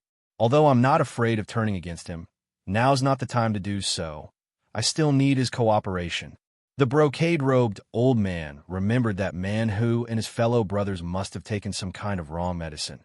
They're all dead set on following the Yan father and son. His expression couldn't help but twitch a bit. As he retreated, he said, Bai Hua Fairy truly lives up to her name. Dongfang Chang'ao and Qiu Wuyuan exchanged glances. Even their combined efforts couldn't scare them away, but they were all taken care of by Bai Hua Fairy with just a few words. People really can't be compared to each other. Bai Hua Fairy's beautiful eyes looked around, scowling. My 100 Flowers Valley used to be a peaceful place, but now it's a mess. This palace doesn't welcome you. Get out of 100 Flowers Valley immediately. Saying so, she coldly turned around and walked away. Mu Shui, listen to me. Yanbu Gui raised his hand and shouted. Dongfang Chang'ao and Qiu Wuyuan immediately blocked his way. Qiu Wen shook his head. Eldest brother, sister-in-law has made it very clear. You should go back. Mu Shui, Yu Qianqiu muttered, then turned around to look at the 100 Charms beauty. The latter smiled and sent her voice. Bai Hua Fairy's real name is Guan Mu Shui. Yu Qianqiu nodded in understanding. The 100 Charms beauty sent her voice again. Now you know the benefits of having me by your side. Yu Qianqiu rolled his eyes. Who the hell knows what you're thinking? Hearing that, Bai Hua Fairy stopped and turned around to look at Yanbu Gui. Ever since they came out, this was the first time she looked at him directly. Her face was expressionless. Listen to you? Listen to what you say? You've lied to me for so many years. Don't tell me you think it's not enough and want to keep lying? Am I, Guan Mu Shui, so easy to bully in your eyes? Forget it. I don't want to talk about the past anymore. I'm tired, and I don't want to hear anymore. If you still care about the past, then return peace to my 100 Flower Valley and leave with your people. After saying that, he turned around again. Chapter 410. Mu Shui, do you still remember the time before Bai Hua Palace was established, when we had no one to rely on? Yanbu Gui loudly shouted. Hearing that, Bai Hua Fairy stopped again, but this time she didn't turn around. Seeing that she had stopped, Yanbu Gui said in a loud and emotional voice, Back then, it wasn't easy for you and I to be together, and we faced so much resistance. Although we were ridiculed and scolded, we still persevered. Before Bai Hua Palace was established, did the 10,000 demons or Fu Xian Island care for us? No, no one cared if we lived or died. It wasn't until you and I worked so hard to establish this Bai Hua Palace that we managed to gain a foothold in the cultivation world. How could outsiders understand the hardships we went through? Bai Hua Fairy didn't move, she didn't leave, nor did she turn around. Perhaps she was also thinking about the hard times back then. Dongfang Chang'ao and Qiu Wuyuan exchanged glances. Both of them knew about it. Back then, Fu Xian Island and 10,000 demons were pressured by both the righteous and evil path. Even their sect masters, Guan Dinghai and Yin Wu Chun, had to take the blame and step down. So who would care about them when they were in a fit of anger? For a very long time, they really didn't lend a helping hand to the two of them, leaving them to fend for themselves. It wasn't until Baihua Palace became the trading hub of China's cultivation world that the two great sects secretly re-established their relationship with it. Then again, if the two of them didn't have the backing of the number one sect in the righteous and evil path, it would have been even more difficult for them to establish their own sects in the cultivation world. Back then, I told you that one day, I won't let anyone look down on you anymore. Perhaps you think it was only in the heat of the moment that I uttered those words. But I took it as a vow, and I've always been fighting for it. Thus, I've been working hard in secret for 100 years, but who knew that it would be destroyed by that fellow Yu Qianqiu? Otherwise, the vow I made would just be around the corner. Hearing him mention Yu Qianqiu, Zi looked at Yu Qianqiu curiously. She had never heard of this.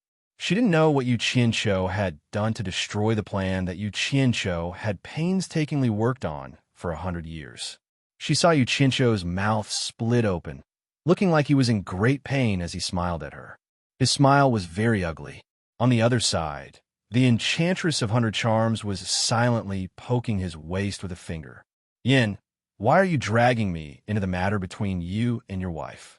Your wife and I didn't cheat on you. Yu Qianqiu gritted his teeth and endured the pain. The enchantress of 100 charms had a bad habit. She liked to poke people with her fingers at the slightest provocation. One day, he would let her have a taste of her pain. Everything I've done is for you. Don't tell me I'm not worthy of your forgiveness. Yanbu Gui extended his hand and said, Mu Shui, come with me. If it was really for me, you should have told me earlier. You wouldn't have kept it a secret for 100 years. Baihua Fairy didn't turn around and continued walking. Don't you know me? I've given up everything to be with you. I've never disagreed with any of your decisions. After I found out, I would only support you and not drag you down. Yet you kept it a secret from me. Clearly, you've always been on guard against me. I didn't want to make you worry. I didn't want you to work too hard. Yanbu Gui loudly explained. We both understand each other. Whether or not it's an excuse, you should understand. There's no need to explain anything else. Just take your people and leave. I don't want to see you again. Baihua Fairy still didn't turn around. Yin Zixia followed on the side, silently obeying her. Occasionally, she would look back. On one side was her father, and on the other side was her mother. What else could she do? The brocade-robed old man and the linen-robed old man exchanged glances and nodded. The former sent his voice to Yanbu Gui. Palace Master Yin, your madam has already made up her mind. I think it would be better if we forcefully kidnap the mother and daughter back to Everlasting Island. The daughter is mother's flesh and blood. It would be better if the young palace master comes out to persuade them. Otherwise, they'll eventually become hostages in the hands of the Cultivation Alliance. At that point, we'll be stuck. Yanbu Gui sent his voice back. That's not a good idea. She has a strong personality. I'm afraid that she'll do something that she won't be able to regret. Palace Master Yin. If you can't make a decision, you have to make a decision quickly. How about this? As long as you agree, my junior brother and I will act together to guarantee that we'll kidnap the mother and daughter, not giving them a chance to harm themselves. What do you think? The brocade-robed old man continued to persuade him. Seeing that Baihua Fairy had already entered the palace gate, Yanbu Gui gritted his teeth and sent his voice back. Then I'll have a trouble Senior Chong and Senior Feng to ensure their safety. The brocade-robed old man's face lit up, nodded to the linen-robed old man, and suddenly shouted, Kill! As soon as the order was given, the two old men behind Yanbu Gui had already disappeared. Dongfang Chong, Ao, and Qiu Yun were both shocked and shouted at the same time, Not good. The two of them quickly flew back into Baihua Palace. But compared to a Tribulation Realm late-stage cultivator's teleportation, their speed was too slow. Baihua Fairy probably didn't think that Yanbu Gui would order people to use force on her. Hearing the commotion behind her, before she could even react, the acupuncture point on her back was instantly struck. A powerful surge of true essence rushed into her body, cutting off any chance of resistance. Yin Zixia was also the same. Yu Qianqiu, who was hiding in the shadows, thought that Yanbu Gui was deeply in love with his wife and wouldn't use force, but he didn't expect this to be the case. He didn't expect the foreign cultivators to instigate Yanbu Gui. The Baihua Palace disciples guarding the palace gate were shocked and immediately attacked the two old men with their flying swords. But with their cultivation, this kind of action is nothing but child's play for a Tribulation Realm late-stage cultivator. The two of them unleashed a powerful wave of true qi to knock the flying swords away. Several disciples screamed in pain, spat out blood as they were sent flying, and died on the spot. Baihua Fairy and Yin Zixia's shoulders were being held down. They couldn't even move their fingers. Dongfang Chang'ao and Xiao Wen, who just arrived, saw that the mother and daughter were being restrained by the two Tribulation Realm late-stage cultivators, so they didn't dare to act rashly. The brocade-robed old man smiled at the two of them. "I know you two are the ones in charge here. Tell your people to stop. Otherwise, these two beauties are going to suffer." Screams and screams could be heard outside. The group of foreign cultivators had already started a massacre. The Cultivation Alliance's members who stayed behind were all mixed in cultivation, so how could they be a match for them? They were all killed in just a few moves. But facing a foreign enemy, their blood was roused, and they all charged forward without fear of death. Even if they were afraid of death, there was no way to escape. If they ran away from this battle, there would probably be no place for them in the world. Blood was boiling everywhere. In the blink of an eye, many people had already given up their lives. Such a heroic scene caused Dongfang Chang, Ao, and Xiao Yuan to look at each other, then quickly made the decision to retreat.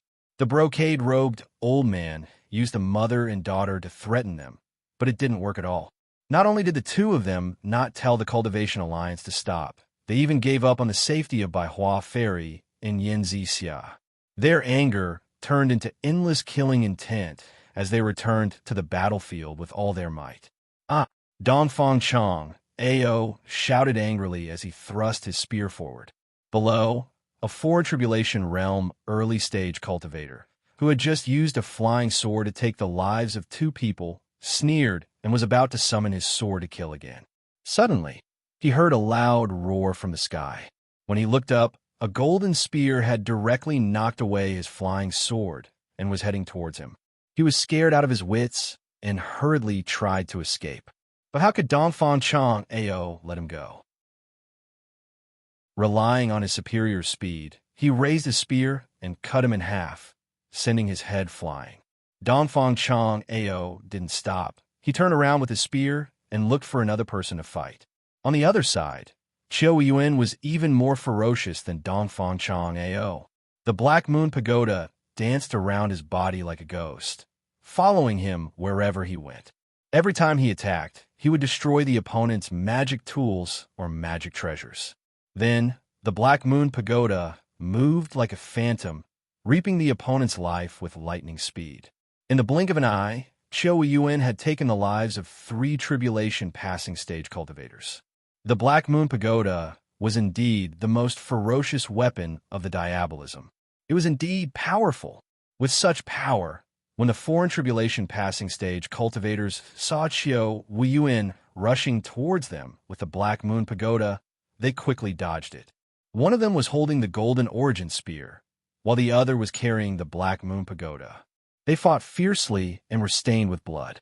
They killed more than 10 people in a row, which greatly boosted the morale of their side. The people of the Cultivation Alliance immediately fought back with all their might. Although they knew that they were going to die, their morale was high. They only wanted to entangle the other foreign cultivators and wait for Dongfang Chang, Ao, and Xiao Yuan to come and avenge them. This scene caused Dongfang Chang, Ao, and Xiao Yuan's eyes to turn red. They roared in anger and grief. The golden light and the black shadow would not stop until one of them was dead. The old man was stunned by this sudden change. He knew that these two were the strongest among the people on the other side, and seeing how respectful they were towards Baihua Fairy, he decided to use the lives of Baihua Fairy and her daughter to threaten them. But who would have thought that at this crucial moment, they wouldn't even care about their threats? The two of them tacitly turned around and killed without any hesitation causing so many people on their side to run away. He really didn't expect the two of them to be so strong. The tribulation passing stage cultivators he brought with him were all killed without being able to fight back. From this, it could be seen that the two of them were indeed people sent by the number one sects of the righteous and diabolism. They were not simple. Yanbu Gue stood alone outside the battlefield, watching his junior brother fight with his life on the line, as well as a group of Chinese cultivators fighting angrily. He suddenly felt his hands and feet go numb. He had always thought that all Chinese cultivators were selfish and that the so-called righteousness was nothing but a joke. He never thought that he would see such a scene. He even doubted that with the help of a group of foreign cultivators, could he really unify the entire Chinese cultivation world? He was originally full of confidence, but now his willpower was shaken. Looking at the restrained by Hua Fairy and Yin Zixia, he saw that the two of them had both turned away from the cruel battlefield, their eyes filled with grief and indignation, staring at him. Yin Zixia's eyes were filled with tears. The hatred in her eyes made him shudder. Yan Bugue had never seen his daughter look at him like that before. The brocade-robed old man was originally controlling by Hua Fairy, but right now his face was pale as he put his hand on Yin Zixia's shoulder and spoke in a low voice. "Junior brother, leave this to me. You go kill those two for me." Chapter 411. Zi had never seen such a scene before. She didn't know what righteousness was, but she felt an inexplicable sadness that she had never felt before. The temptress lost all her charm at this moment, and her body was trembling uncontrollably. She decided to join the battle, but just as she took a step forward, her arm was grabbed by Yu Qianqiu. Although she told Qiu Yuan that the war in the cultivation world had nothing to do with her, she actually believed that by staying by Yu Qianqiu's side, she would be able to better use his hidden strength. When she glanced at him, she saw that he was looking down expressionlessly, unbelievably calm. She instantly felt a chill in her heart. She didn't expect him to just stand by and watch.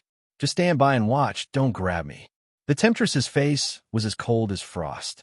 "Why are you so agitated?" Yu Qianqiu didn't have the respect a disciple had for his mistress. He snorted coldly and said, "What a woman's view. No wonder the illusion palace was destroyed in your hands. Those who don't plan for the world can't plan for a moment, and those who don't plan for the overall situation can't plan for a region. So what if some people die? Don't tell me that you, the master of a palace, don't know the principle of mercy, not leading an army? I'm here, why are you panicking?" Zi didn't know so many principles, but she looked at the temptress in deep thought. In fact, she didn't know what to do in such a situation. She felt that Yu Qianqiu was right to say such nice words. The temptress was stunned. She didn't expect that Yu Qianqiu would dare to use the manly way on her. But strangely, she felt that it was very useful. She looked at her arm that was being grabbed by him, and the frost on her face disappeared. She thought, as long as you don't just stand by and watch. Yu Qianqiu had been paying attention to what was happening below. When he saw that the old man in linen had handed over control of Yin Zixia to the old man in embroidered robes, he quickly glanced at Dongfang Chang Ao and Qiu Yuan. His eyes narrowed, and he pointed at the old man in linen robes. "Zi, keep an eye on him. If he dares to make a move, stop him immediately and kill him without mercy." Zi nodded heavily and said, "And then a piece of purple-black bamboo appeared in her hand." Hearing this, the enchantress of 100 Charm immediately felt much more at ease. Sure enough, as soon as the old man in linen handed over the man, he shot towards Qiu Yuan. He teleported and disappeared almost at the same time. Qiu Yuan, who was in the midst of fighting, was shocked when he heard the sound of something flying towards him. He knew that a top-notch expert had arrived. Taking the opportunity to look back, he felt that something was wrong. There was a world of difference between an expert in the final phase of the tribulation stage and a cultivator in the middle phase of the tribulation stage. Although he had the Black Moon Pagoda, he was not arrogant enough to fight against an expert in the final phase of the tribulation stage. On the other side, Dongfang Chang Ao also shouted a warning. "Be careful, Qiu Yuan. He also brandished his spear and rushed over to lend a hand. Otherwise, if Qiu Yuan was defeated, he would not be able to save Qiu Yuan alone. However, his opponent also understood that once the old man in linen robes dealt with Qiu Yuan, his next target would definitely be Dongfang Chang'o. Immediately, 3 foreign cultivators rushed over and formed a triangle to hold Dongfang Chang'o back. They did not aim to defeat him, they just needed to hold him back. Before the old man in linen robes arrived, a silver light had already left his hand and shot towards Qiu Yuan with a strong current of air. Its speed and power were hard to predict, but Qiu Yuan was also being held back and could not get away. His eyes were filled with grief and indignation, and he was about to make his last attack. Elder Qiu, run! A group of weak Huaxia cultivators rushed over in a frenzy, attacking the foreign cultivators who were trapping Qiu Yuan without any regard for their lives. There were even several cultivators who soared into the sky, wanting to risk their lives to block the old man in linen robes. However, they were struck by a casual palm strike from the old man, and the tyrannical force immediately smashed their flesh and blood into pieces. None of them were spared.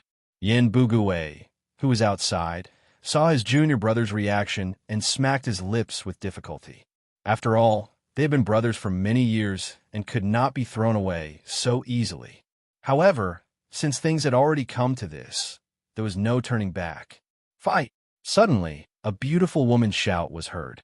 A black shadow shot over and directly hit the silver light released by the old man in linen robes away, immediately saving Qiu Yuan from danger.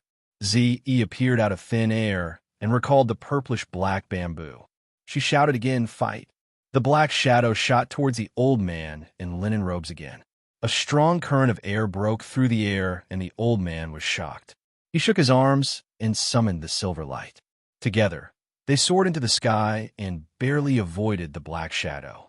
When Qiu Yuan saw the person who saved him, he instantly became spirited and said, "Thank you, Miss E." In fact, he was not the only one who felt that way. Everyone else was also spirited. When they were in danger, a strong help suddenly came. This kind of feeling was hard to understand, even if it was just a ray of hope. Moreover, everyone knew that Zi had been by Yu Qincho's side for a long time. Since she was here, that guy should be here soon. The guy who was not very famous, but could control 1,000 swords appeared in everyone's mind. That guy was an expert in fighting. Moreover, he had more than 600 rogue cultivators under him. Even if they were useless, they could still be of some use. When they thought of more than 600 people coming, everyone couldn't help but look forward to it. Zi raised her head and looked at the sky, then quickly looked at Qiu Yuan, who was trapped. No one knew what she was thinking, but she shot out the rod in her hand with a swoosh sound. The strong wind blew, and the people below were no match for her. They were all scared out of their wits. However, there was still one person who couldn't escape as fast as the rod. Because he was the target, he immediately let out a scream. After smashing one of the people who trapped Qiu Yuan to death, the rod shot back and accompanied Zi to the sky. A linen robe and Zi quickly fought in the sky. From time to time, the sound of fight, fight, fight could be heard. It seemed that Zi's great skill of shifting positions was indeed useful. It was almost suppressing the old man in linen robes. The old man was in danger and was suffering unspeakably. Only then did he realize that his opponent's skills were not just a little higher than his. Especially that strange body movement, it was almost impossible to defend against it. What a joke! Although Zi didn't know much about the ways of the world, but in terms of cultivation, Nongzhu spared no effort in teaching her. After all, they were master and disciple in name, but in reality, Zi was his daughter. When he couldn't find a suitable opponent for his daughter, he would personally go and spar with her. Think about it. A person who could fight against an ascended realm middle stage cultivator for a long time would naturally be able to fight against a tribulation passing stage cultivator with ease. The old man in linen robes who was restraining by Hua Fairy and Yin Zixia stared at the sky with a serious expression, then suddenly shouted, My brother, and I have no grudge against you. Why aren't you staying in your southern sea purple bamboo forest? Why are you here to fight against us? Z, he was in the middle of the fight, so she didn't have time to answer him. Her only reply was fight, fight, fight. Beauty of 100 Charms stared at the fight in the sky, thinking about why she purposely provoked her last night. Now that she thought about it, she couldn't help but feel a little scared. This Z, it looks like she doesn't know much about the ways of the world. She didn't expect her to be so strong. Seems like it's better not to provoke her, otherwise, if she gets angry, no one will be able to protect her. Yu Qianqiu saw that Z had the upper hand and wouldn't be in danger, so he breathed a sigh of relief. His gaze turned back to the battlefield where the number of casualties was increasing, silently calculating. The old man in linen robes wouldn't let go of the mother and daughter easily. The old man in linen robes was being restrained by Z, and the two late-stage tribulation passing stage cultivators couldn't attack, so their threat was greatly reduced. It's time for me to act. Otherwise, if Z shows up and I don't show up, I won't be able to explain myself to everyone. Yu Qianqiu silently counted the remaining 30-plus cultivators. It seems like Dongfang Chong Ao and Xiu Yuan had used up too much of their energy, so they were starting to show signs of exhaustion. His gaze became determined, and a ball of blue fire appeared in his hand. The allure beauty's pupils shrank, not knowing what he was going to do, but the blue fire gradually condensed into a fireball in his palm, and Yu Qianqiu suddenly threw the blue fireball directly into the sky.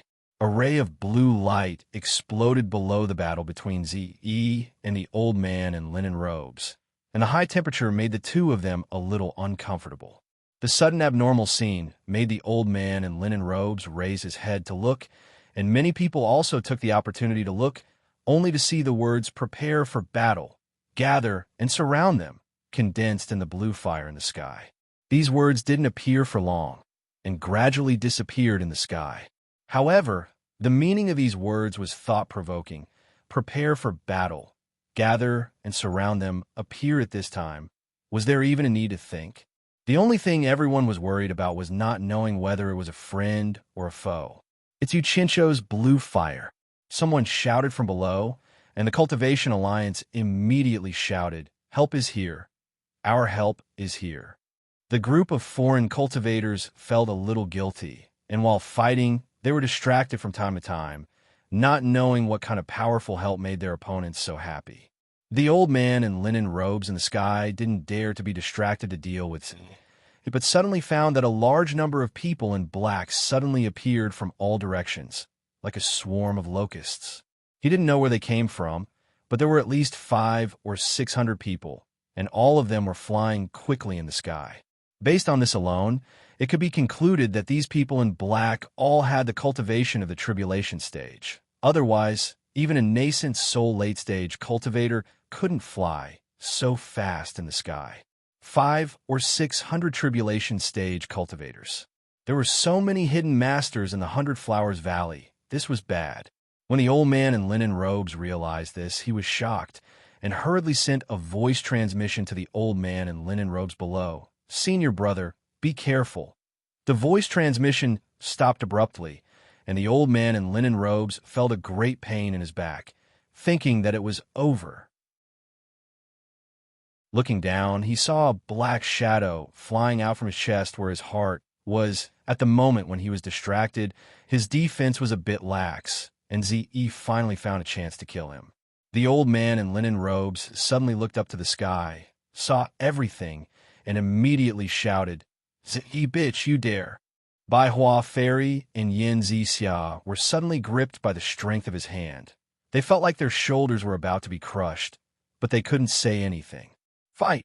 Z was also ruthless, hitting the opponent's vital point in one strike. Seeing the opponent falling down, she still wasn't willing to give up, so she called back the bamboo with a strong gust of wind, directly smashing the head of the half-dead person into nothingness. Sure enough, she carried out Yu Qianqiu's kill without mercy to the end. Chapter 412. The purplish-black bamboo shook off the dirt on its body in the air, then flew back to Zi's hand.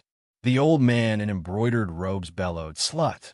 Zi scoffed, Without needing anyone to call her, she directly landed in front of him.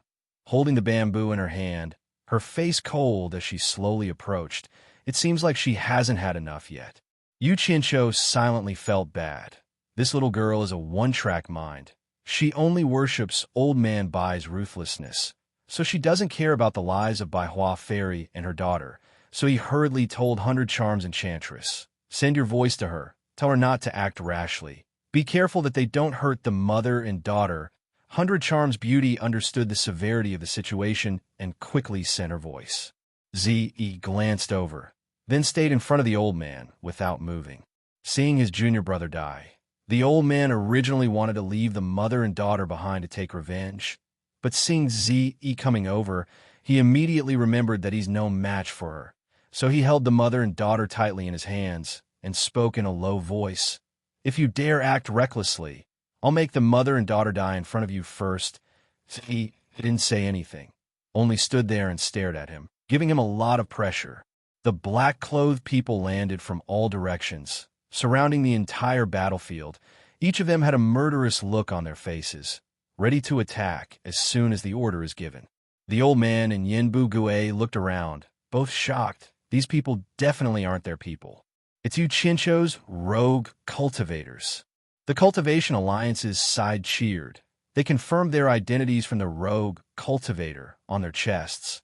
Aren't they the rogue cultivators that Yu Qianqiu brought here? But then they noticed something was wrong. Their aura is completely different from the previous rogue cultivators. Originally, they didn't stand in a proper manner, and even if they were to stand together, they wouldn't be able to form a team. However, as these people stood there casually, a sharp aura that was ready to be unleashed was obvious. Especially the eyes that were exposed under their masks were filled with killing intent, and each of them were like wolves waiting for an opportunity to hunt. The Allure Temptress looked at these people in surprise.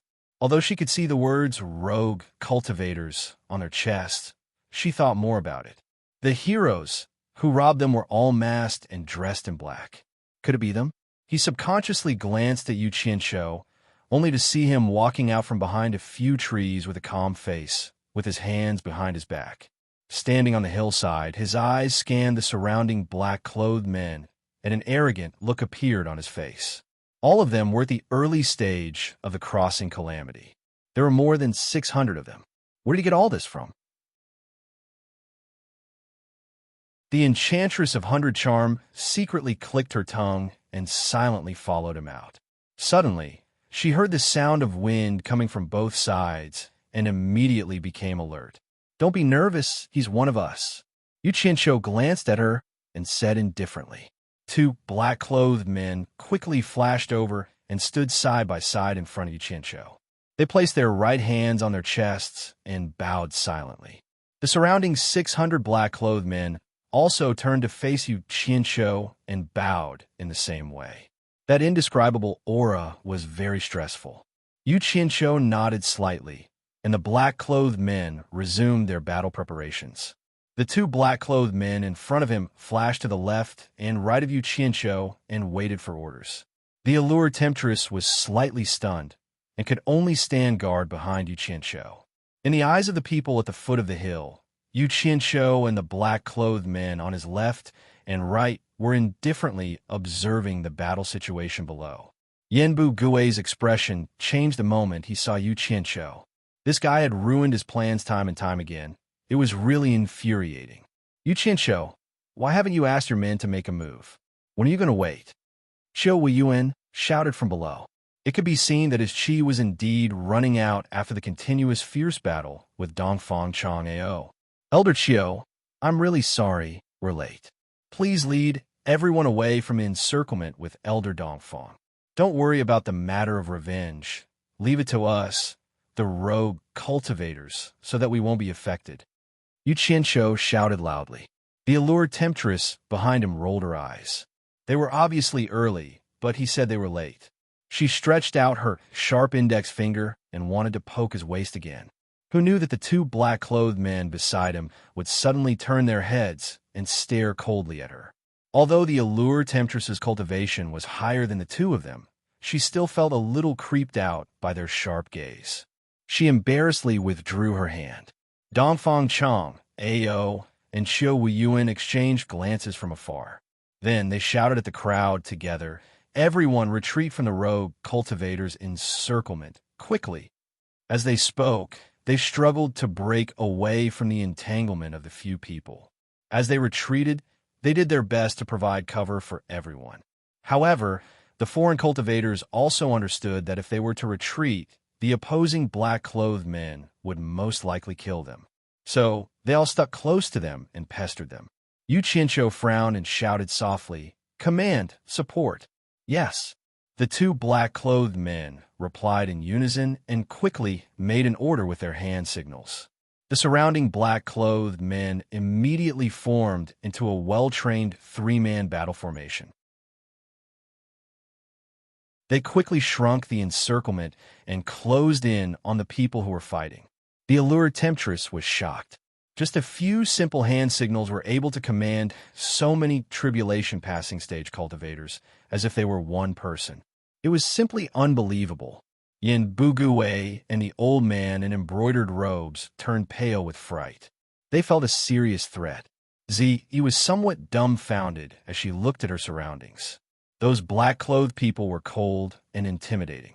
Were these the same people that Yu Qianqiu had brought to wander around previously?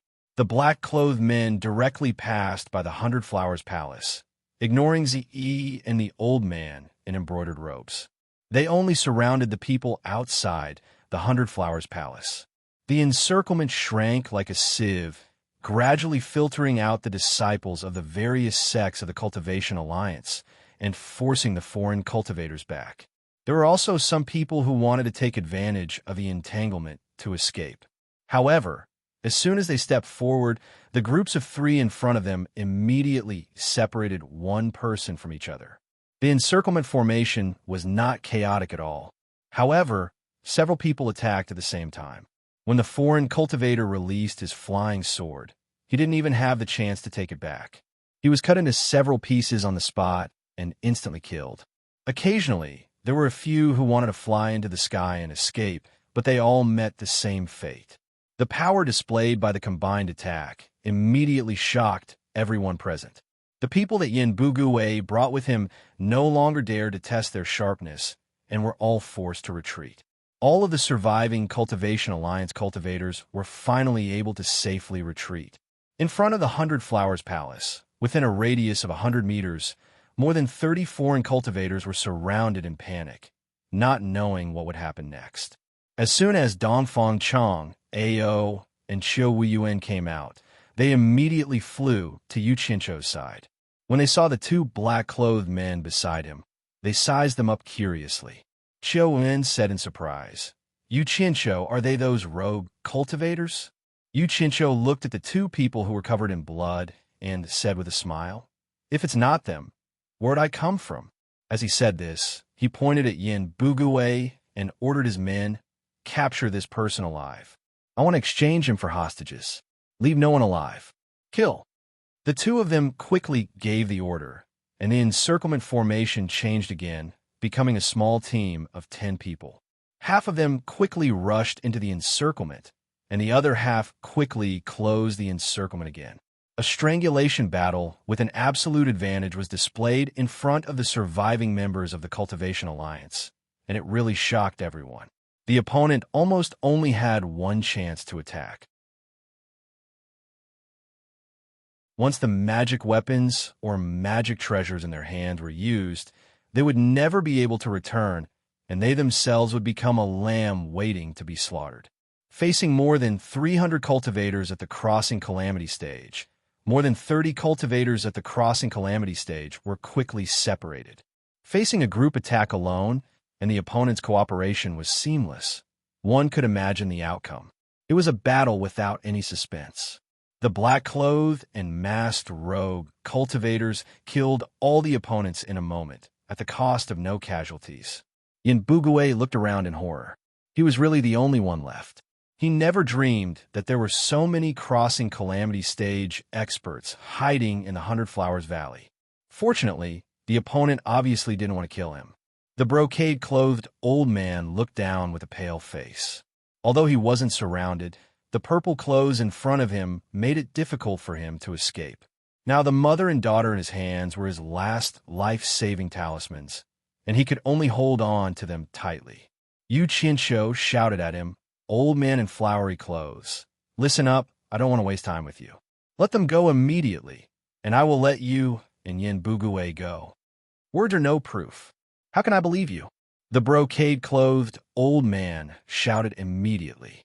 Yu Qianqiu, value my credibility the most, and I have never gone back on my words. I guarantee with my credibility, you can rest assured. Yu Qianqiu said. The brocade-clothed old man sneered. Credibility? Do you really think this old man is a 3-year-old child? If you swear an oath, this old man thinks it's better than credibility. You don't have a right to bargain with me. I said I will let you go, so of course I will keep my word. Yu Qianqiu coldly said, I will count to 10. If you still don't let them go, bring me that old man's head.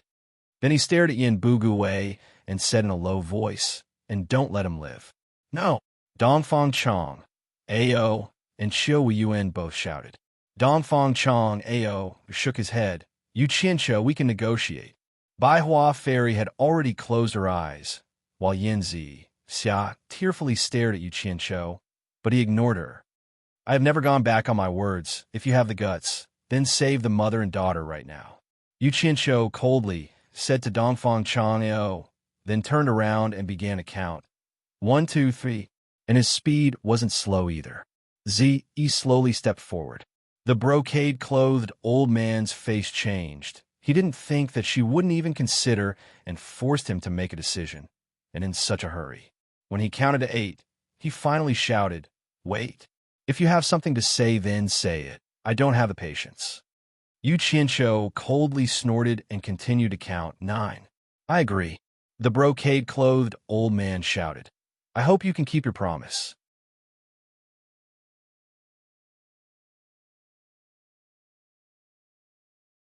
Chapter 4:13. Everyone's eyes were focused on the old man, cautiously waiting for his next move. No one noticed, unknowingly, Yu Qianqiu has become the leader of this place. In fact, this was also his goal. He could have acted earlier. That way the Cultivation Alliance wouldn't have to pay such a heavy price. But he waited until the Cultivation Alliance couldn't hold on any longer, when even the brave Dongfang Chong Ao and Xiuwen were at a disadvantage. Only then did he act. Although adding flowers to a brocade is good, it's not as good as sending charcoal in the snow to achieve his goal. After the Cultivation Alliance sacrificed hundreds of lives, he managed to turn the tide. Now he's the leader here. Dongfang Chong, Ao, and Xiu Yuan can't interfere. From today onwards, no one in the cultivation world can say that he, the hero, is the scum of the cultivation world. He's long since disliked this title. Now that Yin Bugue and the others have arrived, of course he has to take advantage of the situation. Since you dare to call me a scum of the cultivation world, then I'll make you pay with your blood to take back this title. From the moment he was watching the battle from the shadows, he already had this thought. Only when the situation was out of his expectations did he start to interfere. Although he agreed, the old man was still a bit hesitant, but in the end he still gritted his teeth and pushed by Hua Fairy and Yin Zixia away. Dongfang Chong, Ao, and Xiu Yuan quickly went to protect the mother and daughter. The old man looked at Yin Bugue, who was surrounded below, then shouted to Yu Qianqiu. Yu Qianqiu, I've let them go. It's time to fulfill your promise. Your worries are unnecessary. I've already said that you can doubt anything, but you definitely don't need to doubt my character. I've always been a man of my words. I've never discounted them. Yu Qianqiu waved his hand. Let them go. With that order, the black-clothed men surrounding Yin Bugue quickly moved away. The embroidered-robed old man immediately shouted, Let's go. He immediately shot into the sky. Yin Bugue looked at by Hua Fairy and Yin Zixia with a complicated gaze, but didn't dare to stay any longer and also shot into the sky to chase after them. The two of them broke through the seal formation above the 100 Flowers Valley and quickly disappeared. Retreat. Yu Qianqiu nodded. The black-robed men on both sides immediately issued an order. The black-robed men below quickly collected the storage pouches of the dead foreign cultivators. Then, They flew across the sky and disappeared into the surrounding mountains, as if they had never appeared. Everyone was stunned. Could these people really be those rogue cultivators? Even when retreating, they didn't forget to scavenge some things. They really had the demeanor of those poor rogue cultivators. However, at least he still had some morals and didn't touch the belongings of the dead disciples of the various sections. Otherwise, it would really be difficult to recover them. Actually, it had nothing to do with morality. Yu Qianqiu knew that these second-rate disciples didn't have anything valuable on them. Why would they do something so shameful and cause trouble? On the other hand, the guests that came from afar probably had quite a bit of money on them, so he should take them back to check. Zi flashed back to Yu Qianqiu's side. Yu Qianqiu couldn't help but look at Yin Zi Xia's sorrowful eyes. He couldn't help but shake his head and smile bitterly, thinking, "Eldest miss, please don't blame me for being cruel just now. The crueler I am, the safer you and your mother will be. I hope you understand." At this time, the exhausted by Zitsong's group of 4 ran over and bowed, saying, "Thank you, Sir and Miss Yi, for saving our lives." Zi looked at the ragged clothes of the 4 people and frowned, but didn't say anything. "No need to thank me. It's what I should do." Yu Qianqiu nodded and smiled. He also noticed the 4 people just now. It seems that the shopkeepers and workers of the 4 great family shops were almost all killed in order to protect them. Luckily, they managed to save their lives. Otherwise, a few people who shouldn't have died would have died in vain. "I have something to do, so I'll leave first. You guys talk." A green light flashed from his sleeve, and Yu Qianqiu stepped on his sword and left.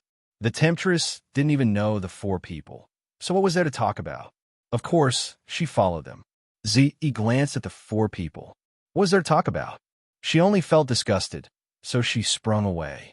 Everyone watched the 3 people leave and then looked at the outside of the 100 Flowers Palace. There were corpses everywhere, and the survivors from each sect started to collect the corpses. The market in the 100 Flowers Valley was already deserted.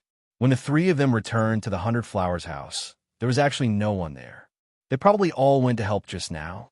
Yu Qianqiu rubbed his stomach and said, "I didn't eat anything at first, and now there's no one. What bad luck. There should be ingredients in the kitchen. You guys go and rest first. I'll send them up later."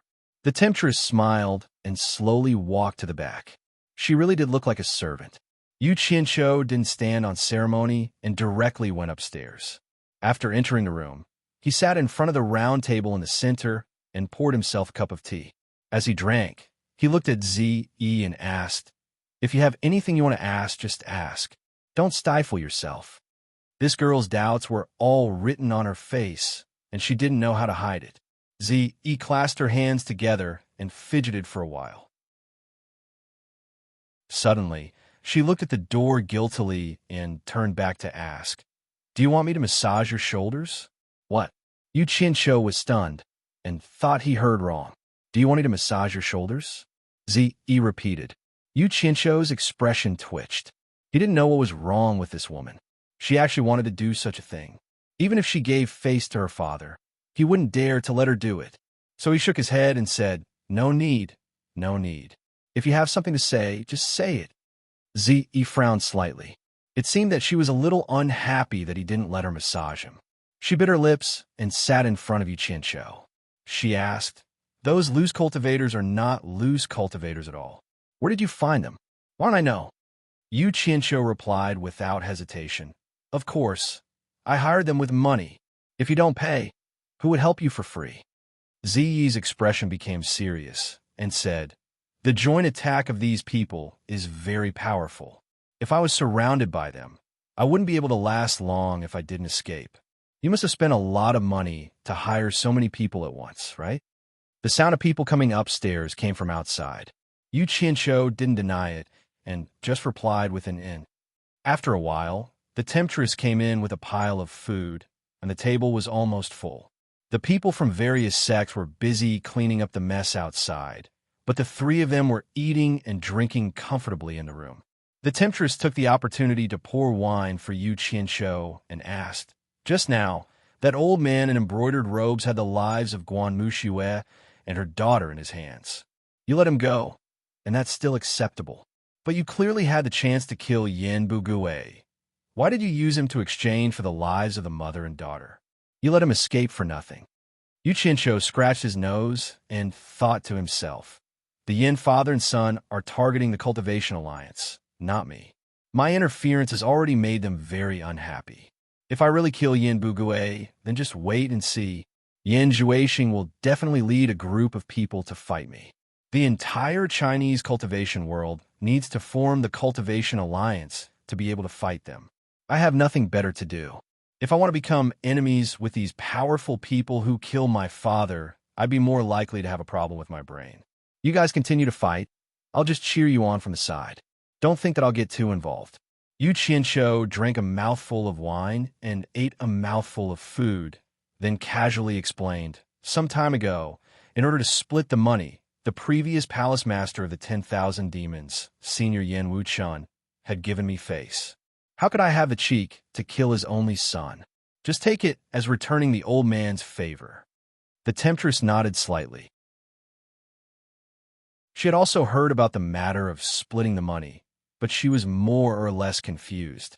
There was no other reason, but the key was that this little fox was too sincere, which made her suspicious. On the coast of the East Sea, the heroes of the Cultivation Alliance, the righteous and the evil sects, were stationed there. The defensive line was pulled apart along the coast, spanning hundreds of miles. This was originally a place where the coastal residents lived and fished for generations.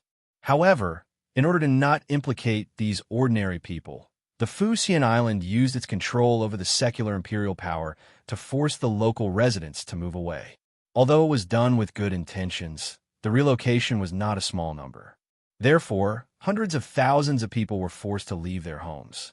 For a time, it caused public discontent and almost led to a civil uprising. In the end, it was General Wei who led the army to suppress it forcefully.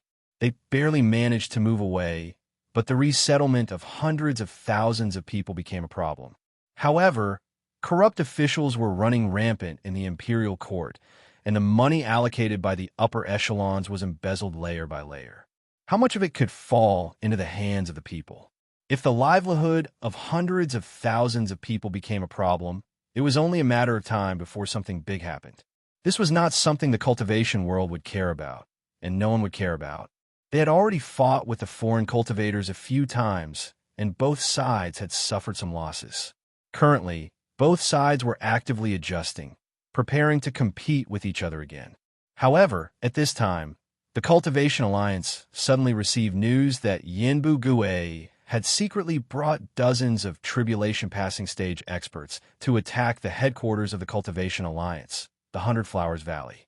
Fortunately, Yu Qianqiu led more than 600 loose cultivators and arrived in time.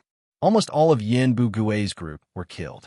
Unfortunately, in order to save Bai Hua Fairy and her daughter, Yin Bugui and a late-stage Tribulation Passing Stage expert were released.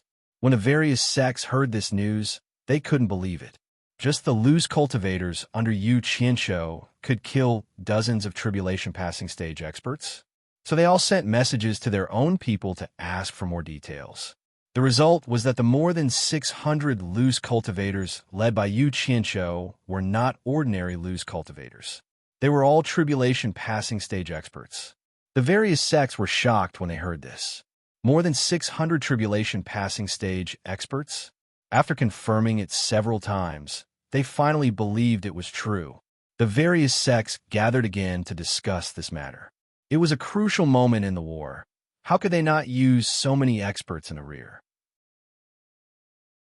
Soda Luo sect suggested that no matter where those loose cultivators came from, Yu Qianqiu could leave 50 loose cultivators to continue defending the Hundred Flowers Valley, and the remaining 500 loose cultivators would be transferred to the various sects to prepare for the war.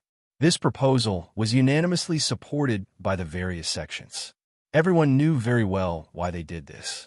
No one could rest assured that Yu Qianqiu had such a strong force in his hands.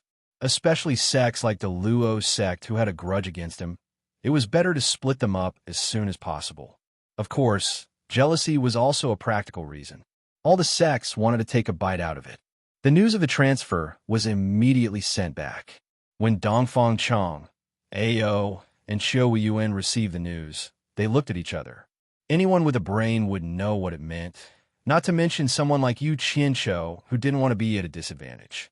Dongfang Chang'o said in a low voice, "Brother Qiu, you and Yu Qianqiu have always been brothers.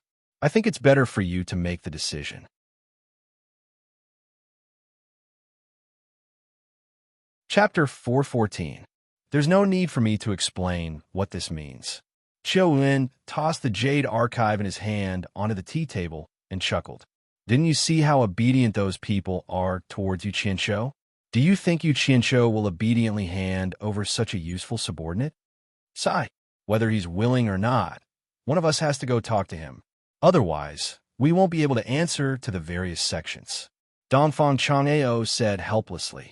He just saved our lives, and we're going to cut his flesh off. Who has the guts to say such a thing? Qiu Yuan slapped the tea table beside him. Dongfang Chang'o frowned. They didn't see the situation at the time. It's easy for them to talk. But since my supporting Immortal Island and the 10,000 demons have agreed, and we're the ones in charge here, only you and I can talk to him. Talk my ass. Qiu Yuan shot to his feet. He pointed to the east and said angrily, "They only dared to speak so shamelessly because they're far away from us. Believe it or not, if they were face to face, none of them would dare to say something like that to Yu Qianqiu's face. With that brat's virtue, no matter how high your cultivation base is, no matter who you are, he dares to kill you on the spot. Which sect would dare to fart like that? The decree of the 10,000 demons is also here. Would you dare to disobey it?" Dongfang Chang'o asked. When Xiao Yuan heard that, he was so angry that he glared at him and sat down again. Dongfang Chang'o stood up and sighed. "We can't waste our time here. Let's go. We'll go together. If we're going to lose face, we'll lose face together." Upstairs in Hunter Flower's house, Yu Qianqiu was pinching his chin and smiling coldly at the window. The moment the coast of the East Sea came out with the results of the discussion, Bai Shan had immediately sent a message to him and had the Bai clan's people inform him of the news. He waited there to see who in the Cultivation Alliance would tell him the good news. The Allure Enchantress, who was leaning on the side, frowned slightly. She was secretly the leader of the Pink Sect, so she naturally knew the results of the discussion. Yu Qianqiu glanced at her and sneered. "None of you so-called sects are good people. If I had known earlier, I would have killed all the disciples of the various sects in the 100 Flowers Valley. A bunch of people who bite the hand that feeds them." The temptress rolled her eyes and said, "Why are you scolding me too? Most of the sects agree. How can a small pink sect like me stop it? Besides, are you really that easy to talk to? Will you hand him over?" Yu Qianqiu snorted coldly, but didn't say anything. He thought to himself, "There's more to come. Let's play slowly. Hey, let me ask you, what's the relationship between the 600 lone cultivators and the hero?" The Allure Enchantress smiled and leaned over, then poked his waist with her finger. Yu Qianqiu shook his head and said, "There's no relationship at all. Don't think too much." Zi, who was sitting obediently at the side, widened her eyes and looked at the two of them. She could understand the first part of the conversation, but the more she listened, the more confused she became. Seeing the two of them being intimate with each other, an inexplicable feeling of jealousy arose in her heart. "They're here," Yu Qianqiu said as he looked at Dongfang Chong, Ao, and Xiao Yuan. The Allure Enchantress looked over, and the two people below also saw the two people at the window above. They looked at each other and walked into the 100 Flowers Valley in silence. Once the two of them entered the room, Yu Qianqiu waved his hand at them and said, "You don't have to say anything. Already know. For the sake of the big picture, I don't have any opinions, but to be honest, I can't make the decision for those lone cultivators. If you have anything to say it to them face to face. I won't get involved, in case they say that I'm trying to ruin things. Let's go. Follow me to see them." The two of them were stunned. Then they thought about it and realized that it was true. The people from the 4 major clans had probably told him before they did. But this was also good to avoid awkwardness. Thus, the two of them didn't say a word and followed him out. However, they were cursing in their hearts. Is this guy that easy to talk to? Once they left the Hundred Flowers Valley, they saw people bowing to Yu Qianqiu. After all, he saved everyone's lives. Yu Qianqiu smiled and waved his hand along the way. The group left the Hundred Flowers Valley. Yu Qianqiu threw out a flying sword and stepped on it. The few of them landed in a remote valley. Looking around and not seeing anyone, Yu Qianqiu clapped his hands. Suddenly, someone shouted from a dark corner of the valley, "Who's there?" "The Heavenly King covers the Earth Tiger." Yu Qianqiu shook his head and said something that confused a few of them. Someone in the dark immediately replied, "The pagoda suppresses the river demon." The few of them immediately understood that it was a secret code. They were all shocked by such a classic secret code and looked at each other. A few figures shot over. They were the loose cultivators. Most of the black cloth covering their heads had been lifted up, revealing their noses and mouths. Their mouths were stained with a lot of mud, and they were chewing as if they were eating something. Dongfang Chong, Ao, and the others shifted their gazes to their hands.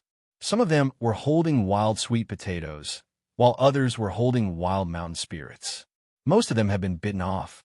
They were eating this, but they didn't seem to have been washed, so they just casually peeled the dirt and ate it. The few of them were confused and didn't know what was going on. However, Yu Qianqiu shook his head and sighed. "Brothers, I've let you down." Sigh. Elder Dongfang of Supporting Celestial Island and Elder Xiu of 10,000 Demons have brought the decree of the Cultivation Alliance. Do as you wish, I won't say anything else. After that, he quietly walked to the side with his back facing the others. Let them down? What did this guy do? The few of them were even more confused. Dongfang Chong, Ao, and Xiu Weiyuan exchanged glances. Xiu Weiyuan took a step forward and coughed. "We've received a decree from the Cultivation Alliance. In order to deal with the foreign cultivators' provocation, we've decided to transfer 500 people from your group to support them. Prepare to depart today." Puffed. The leader spat out the thing in his mouth and waved his hand at Xiu. "What bullsh asterisk T decree? We're done. We're not going to do it anymore. When they took the money, they didn't give us a share, but when they fought for their lives, they thought of us. Damn it. We haven't even gotten a single spirit stone until now. We've been digging for these things in the mountains every day to eat. What a joke." As he said that, he threw away the half of the wild sweet potato. The few people beside him also threw away the things in their hands and shouted, "That's right. If you don't give us money, we're done. We're done." They wiped their mouths and pulled down their masks again. Dongfang Chong Ao frowned, and Xiu Weiyuan's face darkened. Neither of them were fools. In the end, they made such a big scene to scare people. In the end, it was all for money. It was very Yu Qianqiu's style. If it wasn't Yu Qianqiu's instruction, then it would be a miracle. Zi nodded in agreement with these masked rogue cultivators' statement that they wouldn't do it if they didn't give them money. However, she was a little confused as to why they would eat this thing. Allure Beauty couldn't help but smile. If this guy wanted to do it, why didn't he make it more realistic? Why did he have to make it so full of flaws? Would a tribulation passing stage cultivator be so hungry that they would dig wild sweet potatoes in the mountains to eat? With their cultivation, it wouldn't be a problem for them to abstain from food for half a year. Asking for money with this reason was too lame. "Yu Qianqiu, what do you mean?" Xiu Weiyuan turned around and asked. His face darkened, as if he had been tricked. "Oomph." Yu Qianqiu snorted coldly. He thought to himself, "It's good that you understand. I'm just afraid that you don't, or you'll really think that I'm an idiot." He slowly turned around and said, "I don't mean anything. What they mean is their own. It has nothing to do with me." Dongfang Chong Ao patted Xiu Weiyuan's arm, signaling him to calm down. He walked out and said to the rogue cultivators, "We've already delivered the decree. If you have any requests, why don't you tell me? I'll pass it on to the Cultivation Alliance." Elder Dongfang is wise. The leader of the masked rogue cultivators cupped his fists and said, "We're all rogue cultivators. When the Cultivation Alliance doesn't need us, they don't even bother to look us in the eye. Now that we can use it, they want us to risk our lives for a so-called decree. What a good plan. We have the elderly and the young to take care of, and we don't have a sect to guarantee us. If we die, we'll lose everything. Now, we only have one request, and that is to give us some settlement allowance. That way, even if we die, we can't say anything. We have the elderly and the young to take care of. Settlement allowance? Why does it sound like something from the secular world? Dongfang Chang AO was slightly stunned. He almost didn't understand what they meant, but he understood that they still wanted money. He took a deep breath and tried to remain calm. He said, "How much money do you want? You can tell me directly. I'll pass it on to the Cultivation Alliance. As for whether they'll give it to you, I can't guarantee." The leader of the masked rogue cultivators said, "We have more than 600 brothers. Each of us will ask for 100,000 upper-grade spirit stones. If it's less than that, then there's no need to say anymore. More than 60 million upper-grade spirit stones. You're asking for an exorbitant price." Qiu Wu Yuan sneered. "Elder Qiu, you can say whatever you want. In short, don't force anyone. If you give us the money, we'll do it. If not, we'll just leave. The world is a big place. I believe that if we 600 brothers unite together, it won't be difficult to get 60 million. What do you think, Elder Qiu?" The leader of the masked rogue cultivators said calmly, but everyone could hear the threat in his words. Dongfang Chang AO raised his hand to stop Qiu Weiyuan, who was a little impulsive. He nodded and said, "I understand what you mean. I'll pass on the message. Let's put it this way for now. I'll let you know when I get a reply." Without another word, Qiu Weiyuan took the lead and flew away. Dongfang Chang'o cupped his hands at everyone and left as well. "Good job. You guys continue. I won't disturb you anymore," Yu Qinsho said with a smile. He threw out a flying sword and flew away. The two girls followed behind him. Just like that, the few of them slipped away, but they didn't get any practical results. When the various sects received the news, many of them immediately cursed. However, they still felt that letting these people gather together was a threat. They had to find a way to break them up. At the same time, they all wanted to recruit their own sections. Especially in this situation, everyone knew what it meant to have a group of tribulation passing stage cultivators. A slightly bigger sect could fork out 60 million upper-grade spirit stones each, but no one wanted to let the 600 rogue cultivators have it all to themselves. Therefore, the various sects came up with a way to pool the money. According to the calculation of 100,000 upper-grade spirit stones per person, the 600 rogue cultivators were divided up.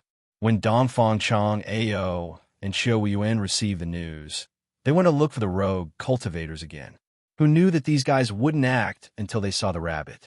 They insisted on getting the spirit stones first. Chapter 415. In the face of such a request, you couldn't say that they were too much, but they still didn't know what was good for them. Qiu Weiyuan's face darkened, and he didn't say a word. He had never been threatened like this before. Dongfang Chang AO asked expressionlessly, "How many people do you have? Tell me, and I'll try replying to the Cultivation Alliance." 632 people. As long as we get the money, we promise we'll rush over immediately. Don't worry, we'll do what we say. Okay. Dongfang Chang AO agreed without hesitation. The two of them returned and once again conveyed the loose cultivator's request. Although the sects were furious when they heard the news, it was worth it to be able to poach all of Yu Qinsho's subordinates and turn him into a loner.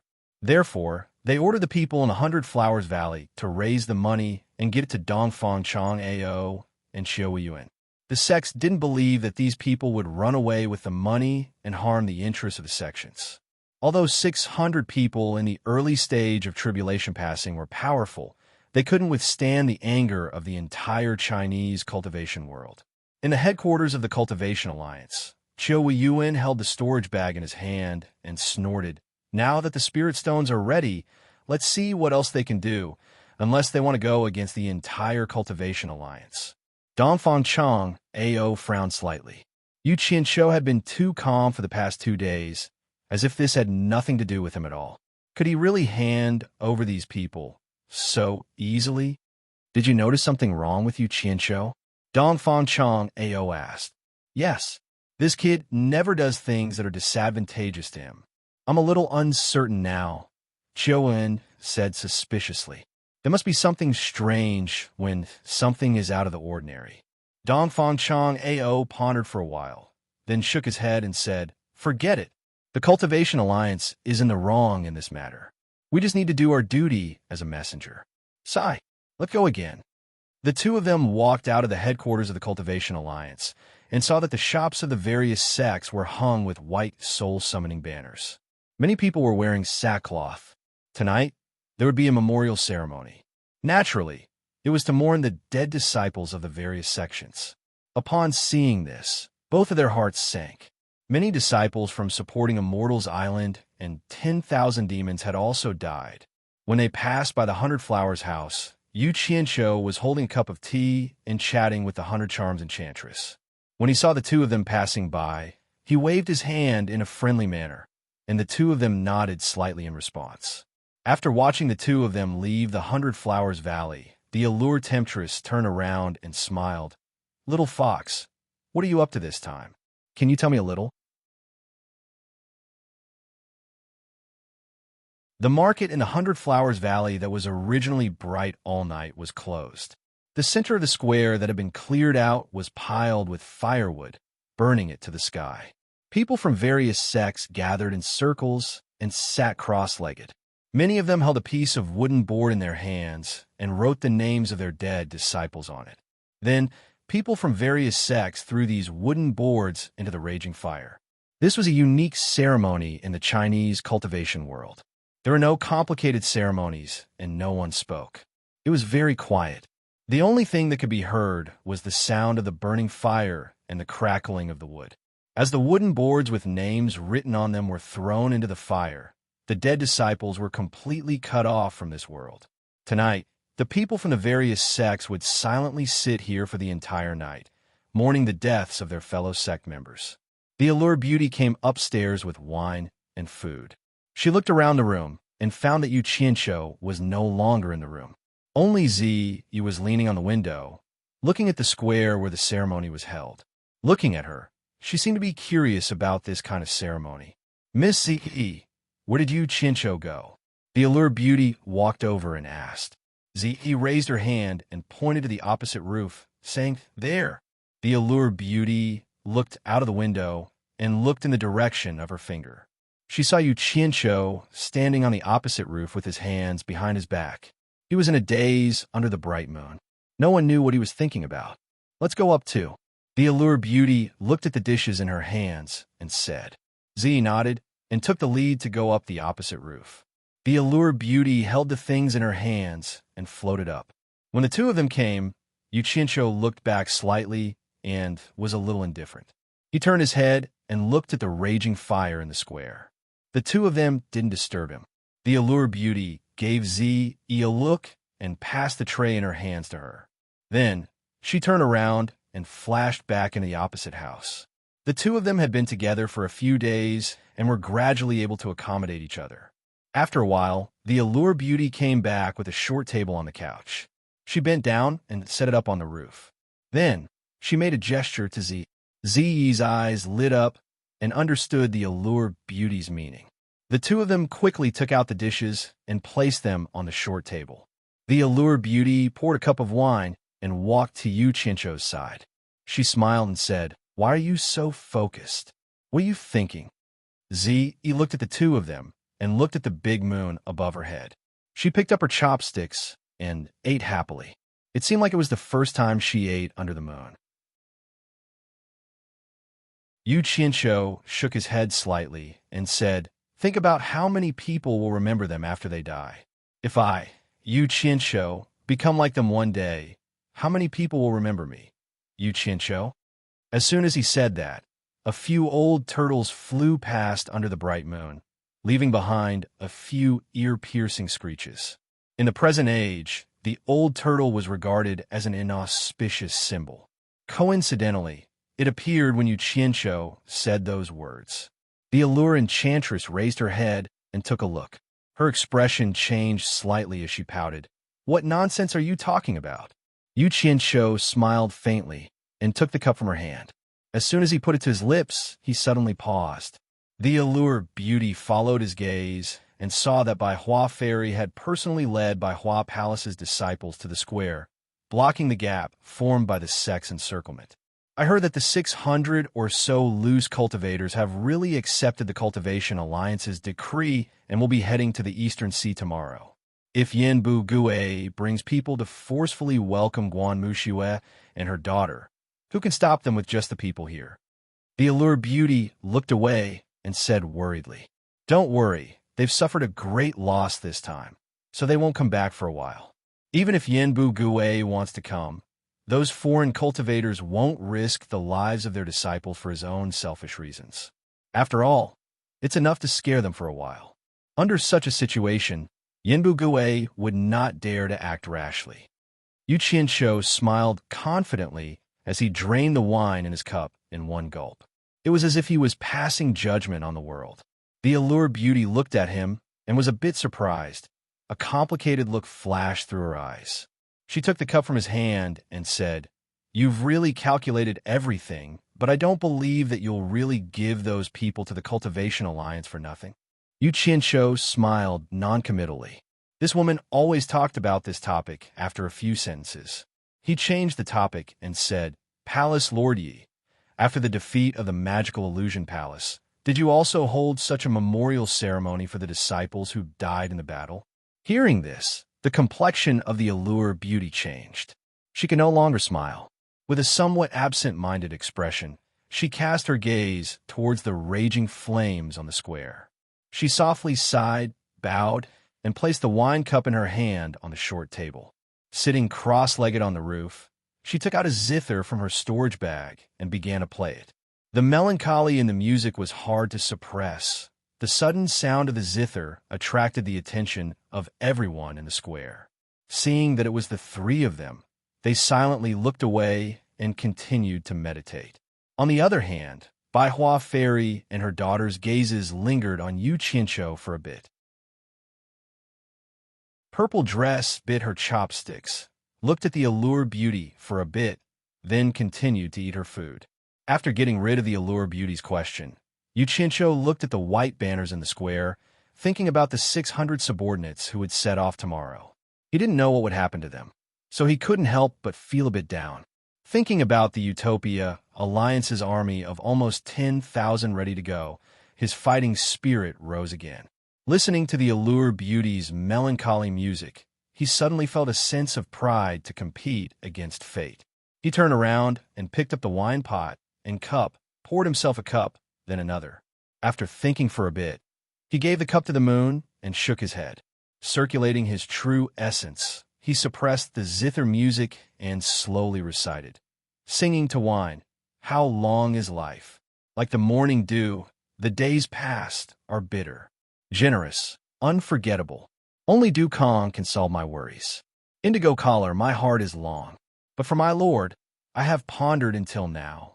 Every word was sent out clearly in the square, and everyone looked over in surprise. The recitation and melancholy music were supposed to be incompatible, but it produced another kind of beauty. They complemented each other, and it was extremely wonderful. The Allure Beauty stopped playing in shock and looked at him in a daze. This man gave her a feeling that he was becoming more and more unfathomable. He usually looked like he wasn't serious, but he was actually very astute.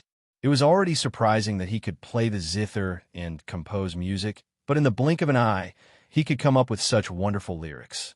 It had to be said that he was a serious talent. Even if a talent like him wasn't in the cultivation world, he would definitely be famous in the secular world. Purple Dress stuck her chopsticks in her mouth again, staring at him with wide eyes. She also realized that she couldn't see through him anymore. The people below could not help but think, singing to wine, "How long is there? Like the morning dew, the days past are bitter. Generous, unforgettable. Only Du Kong can solve my worries. But for my lord, my heart is long. But for my lord, I have pondered until now." After thinking about it, they all looked at Yu Qianshou with a lot of emotions. From the words itself, it seems like he was lamenting about life, thinking about someone. This was a perfect eulogy. Bai Hua Fairy stared at Yu Qianshou, who was drinking to the moon on the rooftop, and nodded slightly, then turned to look at her daughter. Seeing that she was a bit lost, she silently closed her eyes. As the music stopped, Yu Qianqiu also realized that his emotions were a bit messy, so he drank the rest of the wine in his cup and returned to Hundred Flowers' house. The next day, Dongfang Chang Ao and Qiu Wen arrived at the Hundred Flowers Valley early in the morning to wait. When the sun rose, the masked rogue cultivators really did come, gathering in front of the two of them from all directions. The leader walked over and clasped his fist. "We are ready. Please give us the pass." As it was the time of the war, every sect had sent people to search for suspicious cultivators. Without the pass of the Cultivation Alliance, it would be a bit troublesome. There might even be a misunderstanding. Dongfang Chang, Ao, and Qiu Yuan checked and nodded.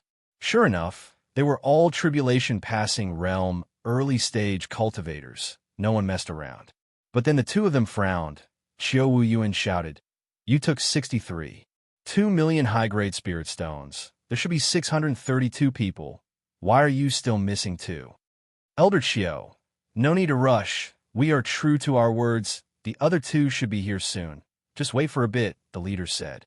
Just as Qiu Yuan snorted, someone shouted, they're coming, ah?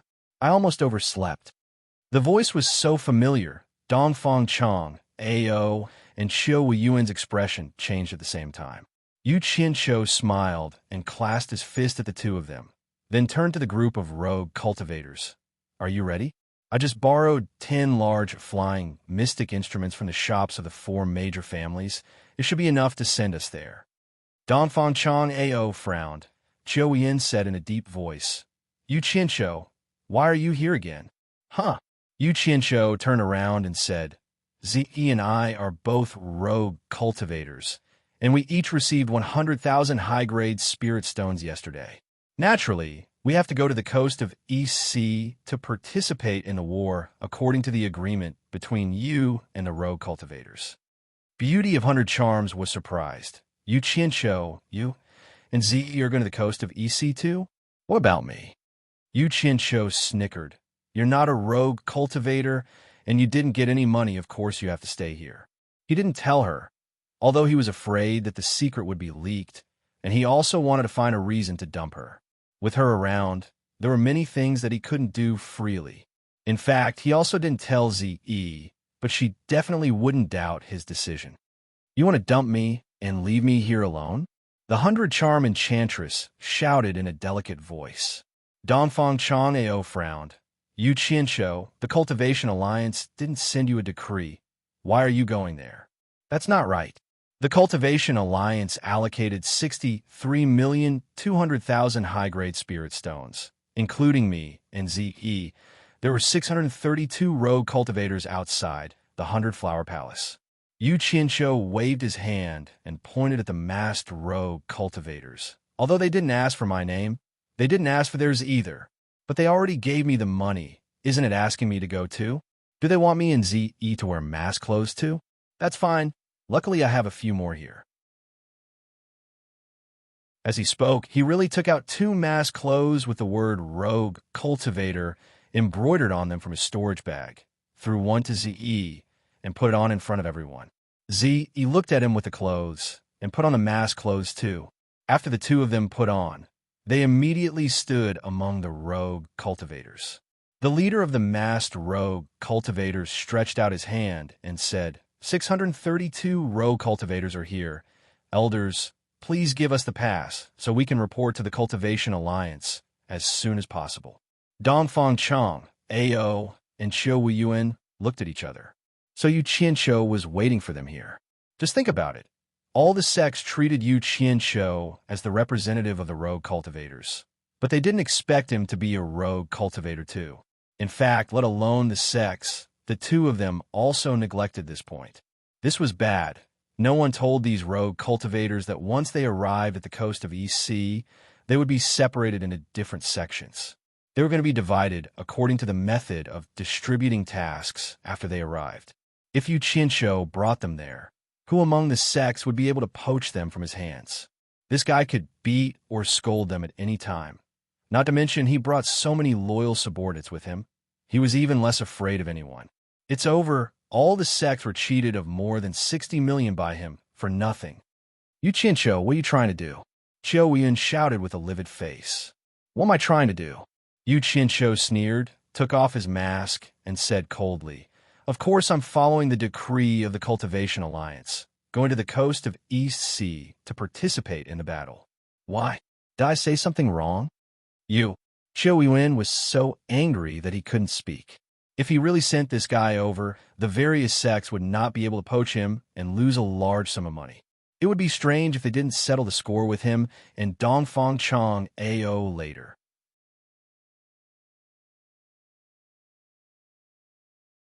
Chapter 416. What's wrong with me? Yu Chincho patted his chest and said, "Everyone knows that I'm a man of my word. Since I've already accepted the money, I will never go back on my word. I will never be a villain who goes back on his word. As for this, you can rest assured. Even if we don't have the token, we will still barge our way through. We will not be intimidated by any obstacles." His words were clearly a threat. His meaning was clear. If you don't give me the token, don't blame me for not warning you in advance if you run into any sects checking on us on the way and something unexpected happens. Chiu Yun was so angry that he laughed and said, "You're a man of your word? I wonder who would believe you. It seems like you've always been the one praising yourself. Whether you're a man of your word or not, it's not up to you to decide. It's up to others to judge you. F***CK. How dare you doubt my character?" Yu Qianshou raised an eyebrow and said, "The world has many misunderstandings about me. If I don't say it out loud, who would know that I, Yu Qianshou, am a man of my word? You're twisting words and forcing logic." Chiu Yun was about to refute him when Dongfang Chang'ao waved an arm in front of him, stopping him from speaking any further. With his other hand, he took out a Jade archive and tossed it to Yu Qianshou, saying, "The token is here. Hurry up and report back." Chiu Yun was taken aback. He looked at Dongfang Chang'ao in confusion, but the latter shook his head slightly. Yu Qianshou caught the Jade archive and tossed it to the masked rogue cultivator behind him. He glanced at the two of them and spat. "Damn it. I didn't expect to save an ingrate. If I had known this would happen, I would have just let Yanbu Gui and the others kill him. Why would I want to interfere in this matter? I'll be at ease if they're all dead. It'll save me some trouble." Dongfang Chong, Ao, and Chiu Yun's expressions changed. Although the other party's words were harsh, he did save their lives. Compared to the debt of saving their lives, one or two harsh words were really nothing. Therefore, the two of them did not say anything else.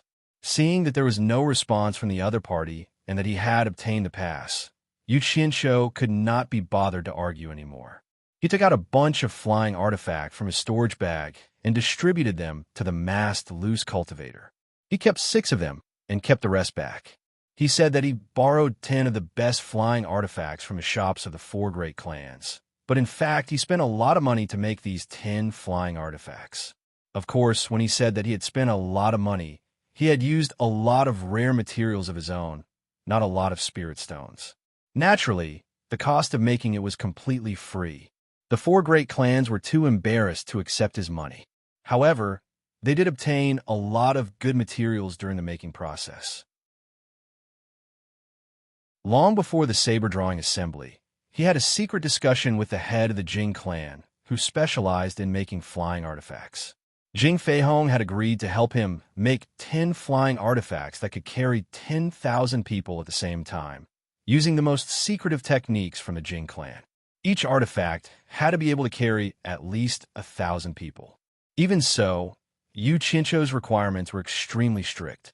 He wanted these 10 flying artifacts to not only have the best techniques, but also to be made of the most durable materials.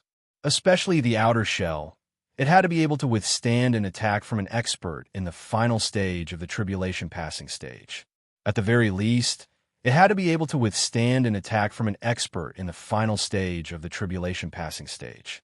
Jing Feihong was shocked to hear this. It was reasonable to use the most durable materials, but why did they need to make the shell so sturdy? Flying artifacts were used to carry people. Who would use a flying artifact to fight an expert in the final stage of the tribulation passing stage? Jing Feihong thought about it shook his head, and smiled bitterly. He said, "Perhaps we can find some rare materials to make a small flying artifact. However, where can we find so many good materials to make 10 such large flying artifacts? Moreover, they have to be able to withstand an attack from an expert in the final stage of the tribulation passing stage. The Jing clan is really helpless. You don't have to worry about this. I will provide the materials. What do you think of using this to make them?" Yu Qianqiu said as he secretly stuffed something into Jing Feihong's hands. Jing Feihong took a look at it and was instantly shocked. He said, "Nether iron." The Jing clan was good at making artifacts, so they were naturally better at identifying these things. They immediately recognized what it was. It was actually the world's rare nether iron. If you use nether iron to make them, they should be able to withstand an attack from an expert in the final stage of the tribulation passing stage, right? Yu Qianqiu asked this because he wasn't too sure.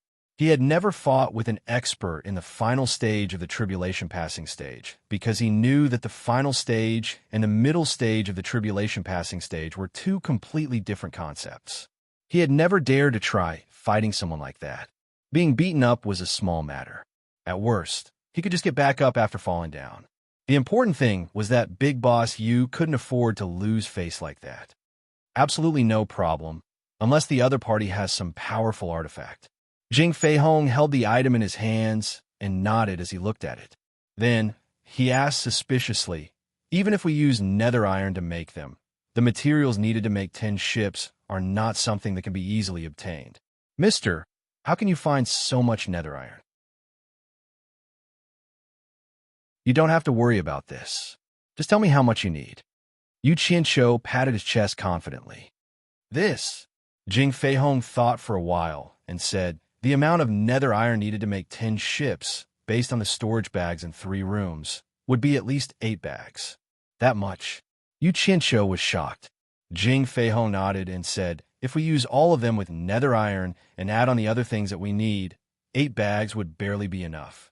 If we only need to use some in the crucial areas, 1 bag would be enough." "Forget it." Yu Qianqiu waved his hand and gritted his teeth. "You don't have to worry about the materials. I'll gather 10 bags for you as soon as possible. Use all of them with nether iron. They have to be sturdy and durable." Jing Feihong watched him leave, dumbfounded. He didn't know if he would really be able to get 10 bags of nether iron. Without another word, Yu Qianqiu returned to Utopia on the same day. Back when he was digging the tunnels in the Hades cave, he had collected quite a lot of nether iron. Putting them all together, there were barely 3 bags. Chun Feng had even cried and begged him to keep at least half of them. He said that once he figured out a way to refine nether iron, he would let the entire Utopia army use nether iron artifacts. Originally, Yu Qianqiu didn't want to keep them, but after hearing what Chun Feng said, he was tempted. He had no choice but to make another trip to the Hades cave. He spent close to a day digging out a large tumor in the intestine-like Hades cave before finally getting 10 bags. The next day, when he really handed the 10 bags of nether iron to Jing Feihong gulped hard. He couldn't believe that this was real. After coming back to his senses, he immediately promised, "I'll definitely create those 10 artifacts as soon as possible." Yu Qianqiu recalled that Chun Feng had said that refining nether iron was very troublesome, so he asked Jing Feihong, "It might be more troublesome to refine nether iron. Does your Jing family have a way?" "Mister, you don't have to worry about this. My Jing family relies on refining artifacts, so we naturally have a set of secret refining techniques that won't be leaked," Jing Feihong said confidently. Yu Qianqiu's eyes lit up, and he immediately became interested. He asked, "What secret technique? Can you give me a set of recipes so that I can broaden my horizons?" "This," Jing Feihong said hesitantly, "this is the Jing family's foundation. The secret refining technique has always been kept by the Elders Guild. If you want to take it out, you have to get the Elders Guild's approval.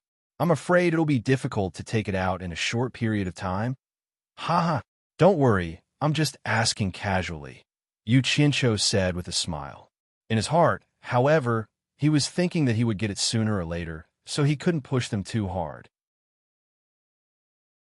He had to wait for them to finish the 10 flying artifacts first. Just like that, Yu Qianqiu waited for news of the Jing family's flying artifacts. The day before yesterday, someone from the Jing family shop came to say that the artifacts would be quietly delivered to the 100 Flowers Valley the next night. So the next day, after the masked loose cultivator received the spirit stones from Dongfang Chong, Ao, and Xiaowen, he delayed his departure to the next day. The reason was that Yu Qianqiu wanted to wait until he got the artifacts before he left. A flying artifact could carry 1,000 people, so it was more than enough to carry 600 people. But after all, it was the first test. For the sake of speed and safety, Yu Qianqiu decided to scatter the 600 people. First, the smaller the size of the flying artifact, the faster it could fly. Second, if there was an accident, they wouldn't be killed all at once. On the surface, they were masked loose cultivators, but in reality, they were the 6 captains of the special forces. They threw the artifacts in their hands at the same time, and in the blink of an eye, 6 black flying artifacts with 2 sharp ends and round waists appeared in the sky. 2 pairs of legs stretched out from the bottom, and the 6 artifacts landed on the ground side by side. When the sun rose, it was supposed to be the time for everything to wake up and be full of life. But when these 6 enormous objects appeared, they immediately made everyone feel an inexplicable pressure. Their bodies were as black as ink, with 2 sharp ends. It was hard to tell which side was the head and which was the tail. The smooth, streamlined design made people's hearts palpitate under the sun's touch. It made everyone feel like they were facing 6 monsters. Dongfang Chong, Ao, and Xiu Yuan looked at each other. They knew that this was a flying artifact, but they had never seen such a flying artifact before. It was a little strange. The allure beauty looked at Purple Dress and saw that she was also curious. Clearly, she had never seen it before. The loose cultivators were also sizing them up. In the end, their gazes focused on the abdomen of a few flying artifacts. They saw that there were words and strange symbols like Utopia 001 engraved on them. Everyone knew the words Utopia at the front, but they had never seen the symbols at the back. Yu Qianqiu pinched his chin, and his eyebrows twitched. He seemed to be a little proud. These artifacts had abandoned the flashy designs of dragons and beasts, and only chose a single streamlined design. It looked simple, but in fact, it was a combination of some of the design concepts he knew from his previous life. The streamlined design could reduce wind resistance, and only then could the flight speed be maximized. There was no point in having messy designs and engravings. The key was that it was practical. From Utopia 001 to Utopia 010, there were a total of 10 flying artifacts, and they were all named after Utopia. The one in front of him was 6 of them, and the remaining one was the one he had just put into his storage bag. Yu Qianqiu rubbed his hands together excitedly. He couldn't wait to try out the flying magic tool that had integrated the advanced concepts of his past life. In any case, he couldn't return to his past life, so he could only sit on this thing to reminisce.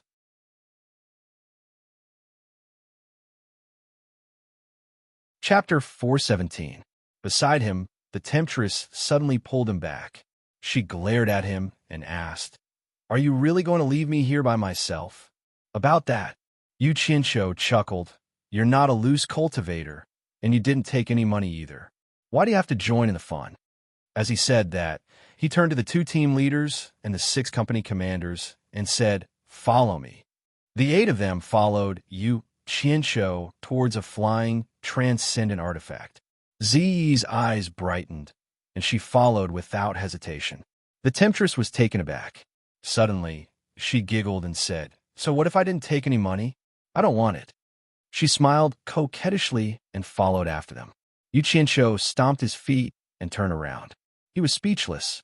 He had never met such a thick-skinned woman before. He then led the group onto the flying, transcendent artifact. Everyone looked around. The interior was decorated with many fluorescent stones for illumination. Although it was empty, the tiles were brand new. Clearly, they were new. Yu Qianqiu took out a Jade archive and examined it. He then smiled and walked to one end. He stomped on a square beneath his feet, and immediately they heard the buzzing sound of a spring turning from the bottom. Everyone's eyes suddenly lit up. The shields on their left, right, front, and top were retracted with a whoosh. 8 transparent crystal windows appeared before everyone's eyes, allowing them to see the scenery outside. Outside, Dongfang Chong Ao and Xiaowen were startled by the movement of this strange object. Why did it suddenly grow eyes? They then saw Yu Qianshou and the others standing in front of the transparent crystal at the front of the cone, gesturing to the outside world. These 8 windows allow the user of the flying transcendent artifact to observe the situation outside. They don't have to be exposed to the elements outside. If something unexpected happens, they can close the windows at any time. Yu Qianshou pointed at the circle of transparent crystal windows as he introduced them. He then stomped on the square beneath his feet. Everyone's vision darkened, and the 8 windows were sealed again. She stepped on it again, and the window opened again. While everyone was still in shock, Yu Qianshou stepped on the other squares under his feet. The sound of springs rang out, and a wide and thick seat rose up behind his buttocks. He sat down calmly and pointed at the platform in front of him that was filled with spirit stones. He smiled and said, "This is the place to replenish the spirit stones. The pilot can sit here and easily control the entire flying mystic instrument." Under everyone's dumbfounded gazes, Yu Qianshou stood up and put away all these things before entering the spacious cabin. Everyone looked in the direction of his finger and saw that on the cabin floor, there was a square every 2 meters. It was obvious that there was something special about it. Sure enough, Yu Qianshou walked to the side and stomped on it. Another thick chair rose up. He sat down and touched the small hand valve on the side of his body. The back of the chair could be adjusted very comfortably. Everyone was speechless as they watched. He then pulled down one of the hand valves on the cabin wall, and a small transparent window appeared before everyone's eyes. After Yu Qianshou closed it again, he stood up and said with a smile, "Those sitting on the side can observe the situation outside through this window." After demonstrating once, he quickly made 8 copies of the Jade archive in his hand and handed them to the 2 team leaders and the 6 company commanders. He said, "I've done it once. You should understand the gist of it by now. Some of the control methods in here are more or less the same. Just take a look and you'll understand." As he spoke, he suddenly shouted in a deep voice, "Each of the 6 companies will have 1 flying transcendent artifact. The 2 team leaders will each be responsible for 3. Keep in touch with each other. Once we're airborne, immediately discuss and form a battle formation. The target is the coast of the Eastern Sea. Execute the order immediately." As soon as they received the order, the 8 of them immediately perked up and responded in unison, "Yes." Then they quickly exited the mysterious flying transcendent artifact. Z, E, and the Temptress were so shocked that they felt like they were dreaming. They saw Yu Qianshou walk to the rear cabin with his hands behind his back and pull open a door. He then walked in while shaking his head. "Is there something new in there?" The 2 girls looked at each other and quickly followed him in. Inside the small space, there was a large bed and a recliner. Yu Qianshou activated a mechanism, and a large protective shell suddenly appeared above his head, letting in the bright sunlight. Then they saw him leisurely leaning against the recliner, squinting his eyes as he basked in the sun. He looked very relaxed. "There's a bed and recliner on the flying transcendent artifact?" The 2 girls looked at the small space in a daze. Suddenly, the flying transcendent artifact shook. The Temptress blinked her eyes and quickly walked to the transparent crystal window. The 6 flying transcendent artifacts, including this one, slowly rose into the air and adjusted their direction. Below them, Dongfang Chang'ao and Xiao Yuan had seen many things in their lives, but they had never seen such a strange flying transcendent artifact. They watched as the 6 flying transcendent artifacts formed a formation in the air, with 1 in the lead and 2 on each side. The one Yu Qianshou was on was sandwiched in the middle of the formation, becoming the center point of the formation. The 6 flying transcendent artifacts adjusted their direction and quickly flew towards the east. They could vaguely see Yu Qianqiu lying on a recliner and waving at them through the transparent window at the rear of the flying transcendent artifact in the middle. This kid has finally grown up. This is going to be difficult. Dongfang Chang'ao shook his head and smiled bitterly. He turned to the people beside him and said, "They came prepared. The coast of the East Sea is going to be lively." Qiuwen said with a solemn face, "We have to quickly spread the news and let the sects prepare." The two of them looked at each other and quickly flew into the 100 Flowers Valley.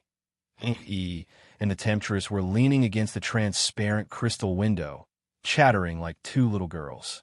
Their faces were filled with excitement, and they would occasionally point at the white clouds floating by outside as they chatted and laughed, as if they had never seen them before. Yu Qianqiu lazily turned over on the soft recliner and continued to sleep. The temptress turned around and looked, then walked over with a smile. She squeezed her, but onto the recliner, and poked a certain someone's waist with her sharp index finger. Yu Qianqiu let out a cry and sat up. He rubbed his waist and glared at her angrily. He shouted, "Are you done yet? What do you want?" The temptress wasn't angry. She looked around and thought to herself, "Thank goodness I'm thick-skinned enough to come here. Otherwise, I wouldn't be able to see such a flying instrument." Thinking of this, she winked at Yu Qianqiu seductively. Yu Qianqiu shuddered and immediately lost his temper. He wanted to move away from the temptress, but the temptress grabbed his hand and asked, "Let me ask you, was this flying instrument really made by the Jing clan of the 4 major clans? Are you trying to seduce me?" Yu Qianqiu struggled, but he couldn't get rid of the temptress. He smiled bitterly and said, "Palace leader Yi, if you have something to say, just say it. Don't pull me, okay?" Zi turned around and glanced at the two of them. She was already used to their actions. She turned around and pressed her face against the transparent window. Her eyes were pure as she looked at the clouds of different shapes that were being thrown far away. The allure beauty glanced at Zi and bit her alluring red lips with her silver teeth. She grabbed onto Yu Qianqiu and whispered in his ear, "Don't call me Palace Lord Yi in the future. My real name is Yi-kun. You can just call me Yi-kun." Her voice was like a devil's voice, very alluring. "Call me Yi-kun? What a mess." Yu Qianqiu's face twitched. He rejected the temptation and said, "Don't give me that. Don't you just want to know where this flying instrument came from?" The temptress retracted her hand, blinked her eyes, and said in a tone that seemed both real and fake, "You even saw through this? That's right. I just want to know. With such a comfortable structure, my pink sect will also buy one." Yu Qianqiu escaped from the temptress' hands. He turned around and sat on the bed. He waved his hand and said, "The Jing clan made it. You can buy it from them. I'm just afraid that you can't afford it." "How many spiritual stones do I need?" the temptress asked. "Once you figure out what this flying magic artifact is made of, you won't ask anymore." Yu Qianqiu sneered. The temptress didn't pester him anymore. She knocked around the cabin and thought about it. At the coast of the East Sea, in an uninhabited courtyard, people from different sects were sitting together again.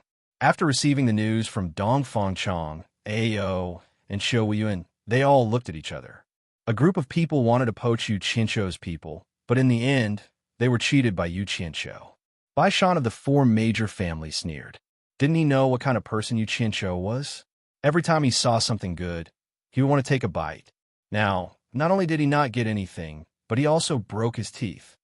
"We can't let that brat have it."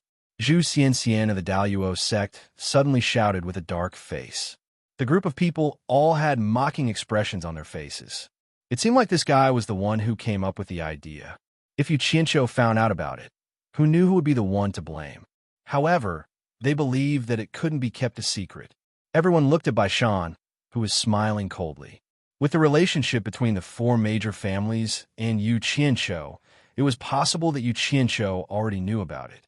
Maybe Yu Qianqiu had personally led his people here to settle the score with the Daluo sect. After all, no matter how arrogant Yu Qianqiu was, he wouldn't go against the entire Chinese cultivation world. It was very likely that he would go after the Daluo sect. Seeing that everyone was silent, Zhu Xianxian looked around and said, Does no one want to take back the spiritual stones that belong to your sect? Are we going to be cheated by him, just like that? Yuan Jokei of the Six Paths Demon Sect chuckled and said, How? Snatch it or trick it? Do you think that we can force him to hand it over by issuing a decree in the name of the Cultivation Alliance? Yuan Jokei, you have a good idea. Zhu Xianxian's eyes lit up. He slapped his thigh and said loudly, We will issue a decree in the name of the Cultivation Alliance. Does he dare to go against the entire Cultivation Alliance? Yuan Jokei rolled his eyes and sneered. Zhu Xianxian, don't talk nonsense. What do you mean my idea is good? If you want to do it, do it. Don't drag me into it. As he spoke, he stood up and said, The war is imminent.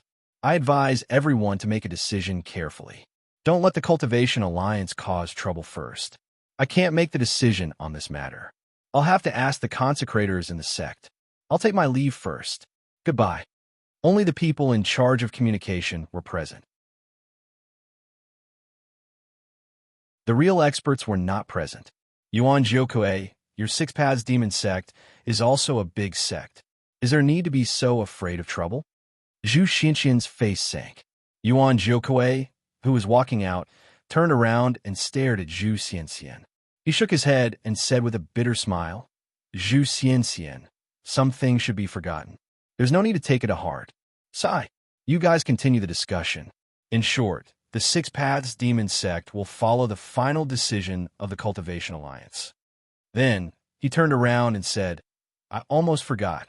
I have to quickly order the hidden sentries in the sect. There's nothing that kid doesn't dare to do. I hope he doesn't cause any accidents when he runs into him. The group of people watched him disappear outside the door. Bai Shan also stood up and cupped his hands at everyone. The four families are the same as the Six Paths Demon Sect. We will follow the final decision of the Cultivation Alliance. I have something to do. I'll take my leave first.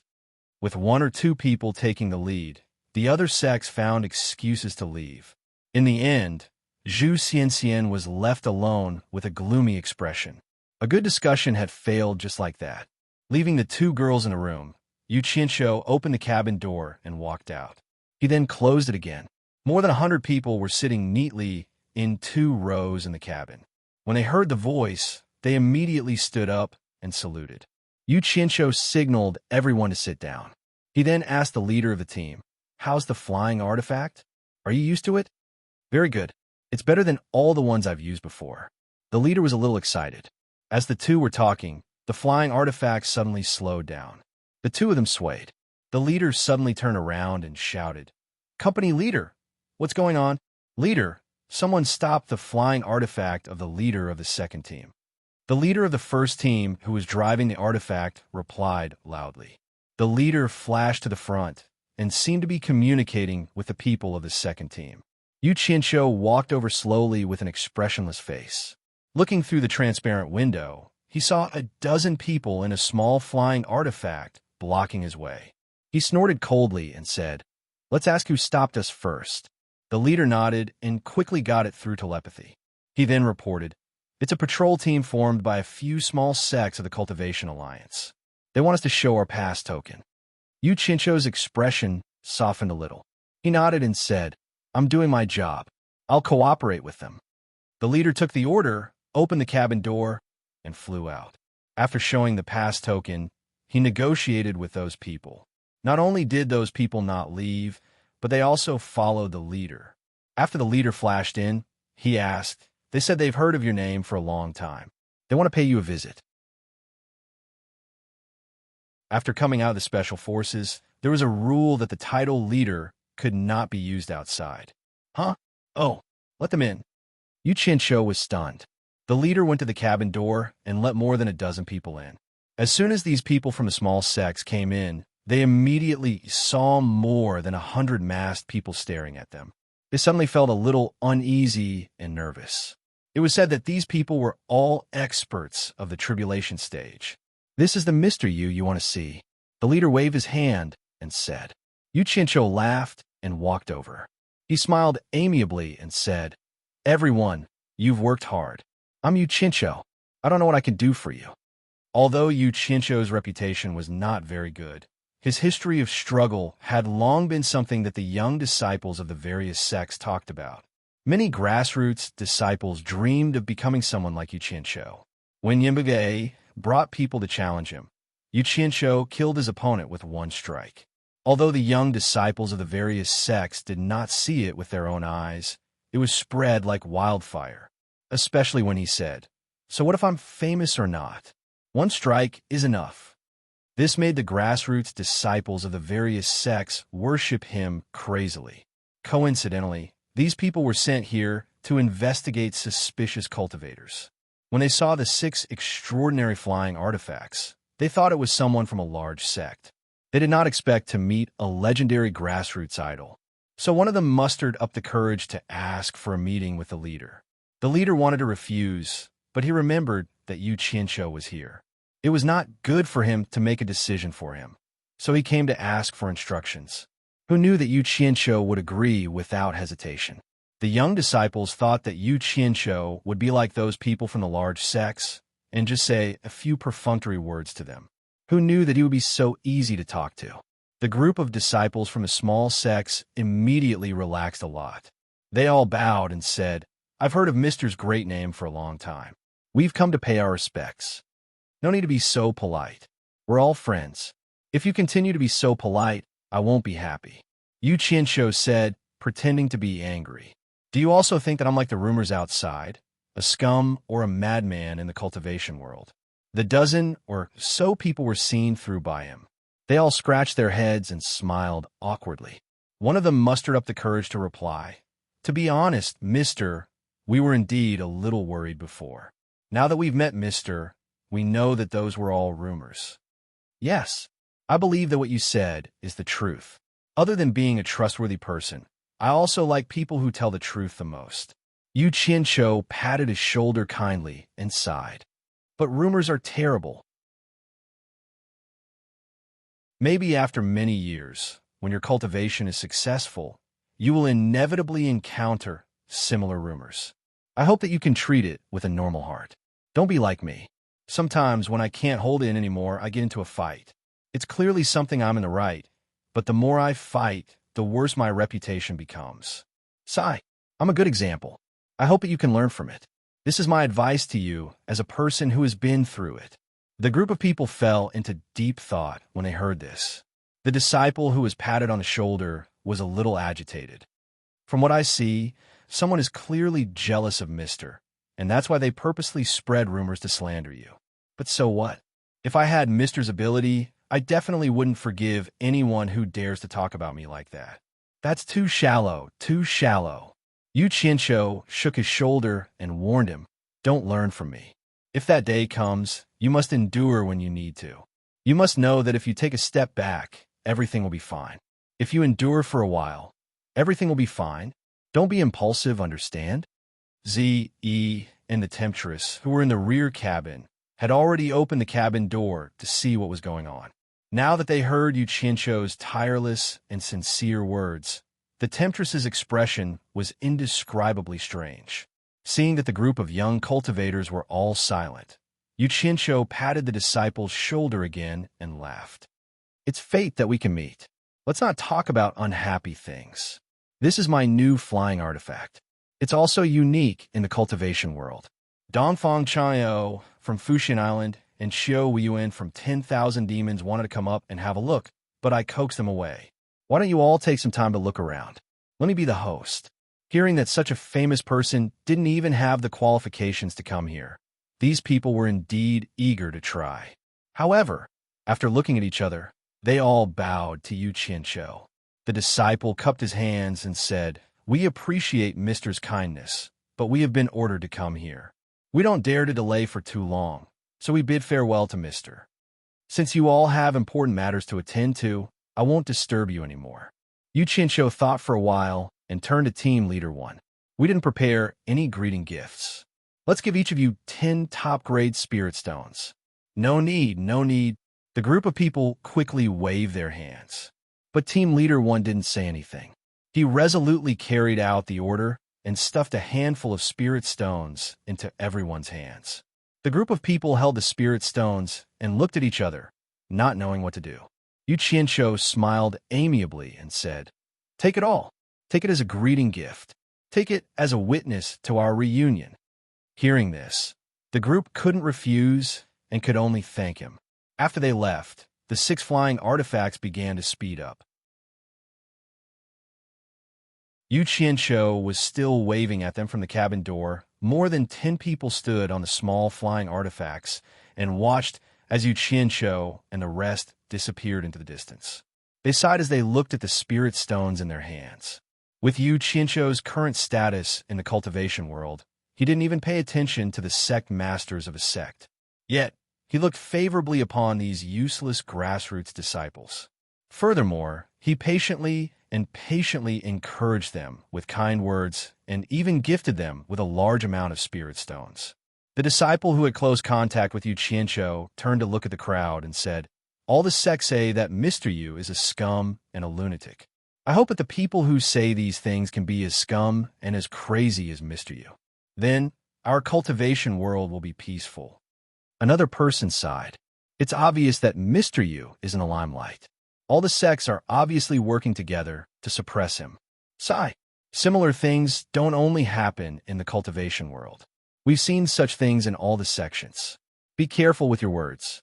We can only say these things here. Don't spread it back to the sect. Otherwise, we'll be in trouble. What are you afraid of? Don't tell me someone will tell on us. Sigh. Mr. Yu is a good person. A group of disciples who didn't know the truth were bored. They were chattering and vindicating Yu Qianqiu in a small area. It just so happened that the journey was lonely. He didn't expect to become a teacher who spread the truth again. Yu Qianqiu was in a good mood.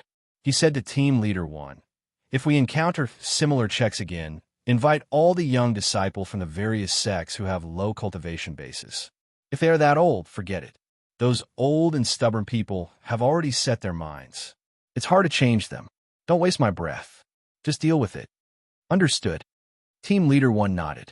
Just as Yu Qianqiu was about to turn and leave, he suddenly thought of something and snorted. "There is one exception. If you encounter people from Daluo's sect, tell Team Leader 2 to first send people to cripple them. Then, don't let any of them go. Capture them all. I want to give Daluo sect a greeting gift." After giving his instructions, Yu Qianqiu returned to the rear cabin with his hands behind his back. When he entered, he saw Zi looking at him strangely. The allure beauty covered her mouth and giggled. "Mr. Yu is indeed a kind person. He's the model for all sects to learn from. I knew you were a bad woman." Yu Qianqiu rolled his eyes at her. He said to Zi with a serious expression, "Some people's words cannot be trusted easily, especially those who speak ill of others behind their backs." Hearing this, the allure beauty laughed even more happily. She continued, "Especially those who speak nonsense and lie without blinking. You can't trust the words of these people. Mr. Yu, do you think I'm right? Ha!"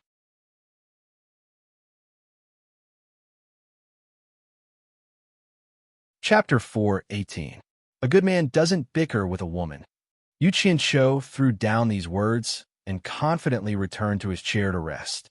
The allure beauty smiled and slowly retreated to the bed. She pulled over the thick blanket and curled up inside. She closed her eyes and looked satisfied, as if she had found what she had been looking for many years. The bed was big enough, and Zi sat down cross-legged in a corner. Just as he calmed down, Yu Qianqiu, who was pretending to sleep, suddenly discovered that something was wrong with his dantian. He could not help but look inside himself, and saw that his nascent soul had actually stopped breathing, and the red and black spheres revolving around it were speeding up. Moreover, it was getting faster and faster, stirring up the quintessential essence in his dantian. The quintessential essence was stirred up like a tornado, and, as it spiraled, it seemed to show signs of becoming thicker. Yu Qianqiu opened his eyes and stood up. A thought popped into his head. Was he going to make a breakthrough again? The two women were also alerted by his movements. Seeing his dignified expression, they looked at each other. Just as the allure beauty was about to ask something, Yu Qianqiu said, "Zi, protect me. My cultivation is about to break through to the middle stage of nascent soul. Don't let anyone disturb me." He sat down cross-legged on the deck and closed his eyes to carefully observe the movement in his dantian. Z's expression became serious. She knew that when a cultivator was about to make a breakthrough, they couldn't be disturbed. If they missed this opportunity, it would be hard for them to make any more progress. She immediately moved to his side and looked around vigilantly. When her gaze swept past the Allure Beauty, she was actually on guard. After the Allure Beauty saw what the two were doing, she felt a bit sad. Yu Qianqiu subconsciously called Yi to protect him and didn't call her. It was obvious who the two women were in his heart, especially Ziyi's vigilant gaze. It made her even more confused. It turned out that she hadn't really integrated with the two of them. Perhaps they were subconsciously on guard against her. I'll go guard outside the door in case someone comes in and disturbs you. The Allure Beauty smiled awkwardly. Purple Dress nodded solemnly. She was on high alert and even pulled the handbrake to have the protective shell cover the transparent window again. The 100-charm Beauty lightly sighed in her heart, and she smiled as she left. If I don't leave now, then I'm afraid I'll become Ziyi's main target. Is there a need for that? The movement in his dantian made Yu Qianqiu a little uneasy. The true essence in his dantian was stirred up into a tornado. He had never heard of such a phenomenon before. He also knew that his cultivation method was different from other cultivators. Therefore, he did not have any experience to learn from. However, there was one thing that was beyond doubt. Only when one's true essence became more substantial would it represent that one's cultivation would become more profound. Just like the protective aura released by a transcending tribulation stage expert. Only when the true essence was thick to the point that the protective aura released would be hard to break. If it was at the soul formation stage, then the protective aura released would naturally be even more difficult. It was clear that at this moment, the true essence in his dantian was spinning rapidly. It was trying to reach the next level. However, it was like there was no place for it to borrow strength from. It spun in the air, and like a bone scraper, it swept across the walls of his dantian. Yu Qianqiu was in so much pain that he trembled. He clenched his teeth and endured it. That damned nascent soul was sitting peacefully between the red and black beads. There was no reaction at all. How could this be? Ziyi was shocked. She was also a nascent soul stage cultivator. Although it was uncomfortable, it shouldn't be like this. Increasing the resistance and slowing down the speed should reduce the pain. Yu Qianqiu was in so much pain that his whole body was covered in sweat. He bit his lips so hard that they bled. When he could no longer endure it, this thought suddenly appeared in his mind. Ziyi saw that he had bitten his lips so hard that they bled. She trembled with fear, but she didn't know how to help him. She just stood there anxiously. Right now, she even wanted to go out and pull the Beauty of 100 Charms in to ask her if she knew what was going on. In her anxiousness, she suddenly saw a purple spirit stone appear in each of Yu Qianqiu's hands. The spirit stone's luster gradually dimmed in his palms. The spiritual energy within it was obviously being absorbed. Ziyi was slightly stunned. She had never used any spirit stones before, but it didn't mean that she didn't know what a purple spirit stone meant. He actually had the legendary top-grade spirit stone. Ziyi forgot to be anxious. She watched in surprise as he threw away one spirit stone and took another. This big liar, who knew how many more secrets he was hiding. The rich spiritual energy in the top-grade spirit stone poured into his dantian. Finally, the rotation of the true essence slowed down a little. His dantian became bulging. However, the two damn beads didn't slow down at all. They stirred the true essence in the thick spiritual energy. The bead's rotation speed, the resistance of the spiritual energy, and the limited pressure of the dantian.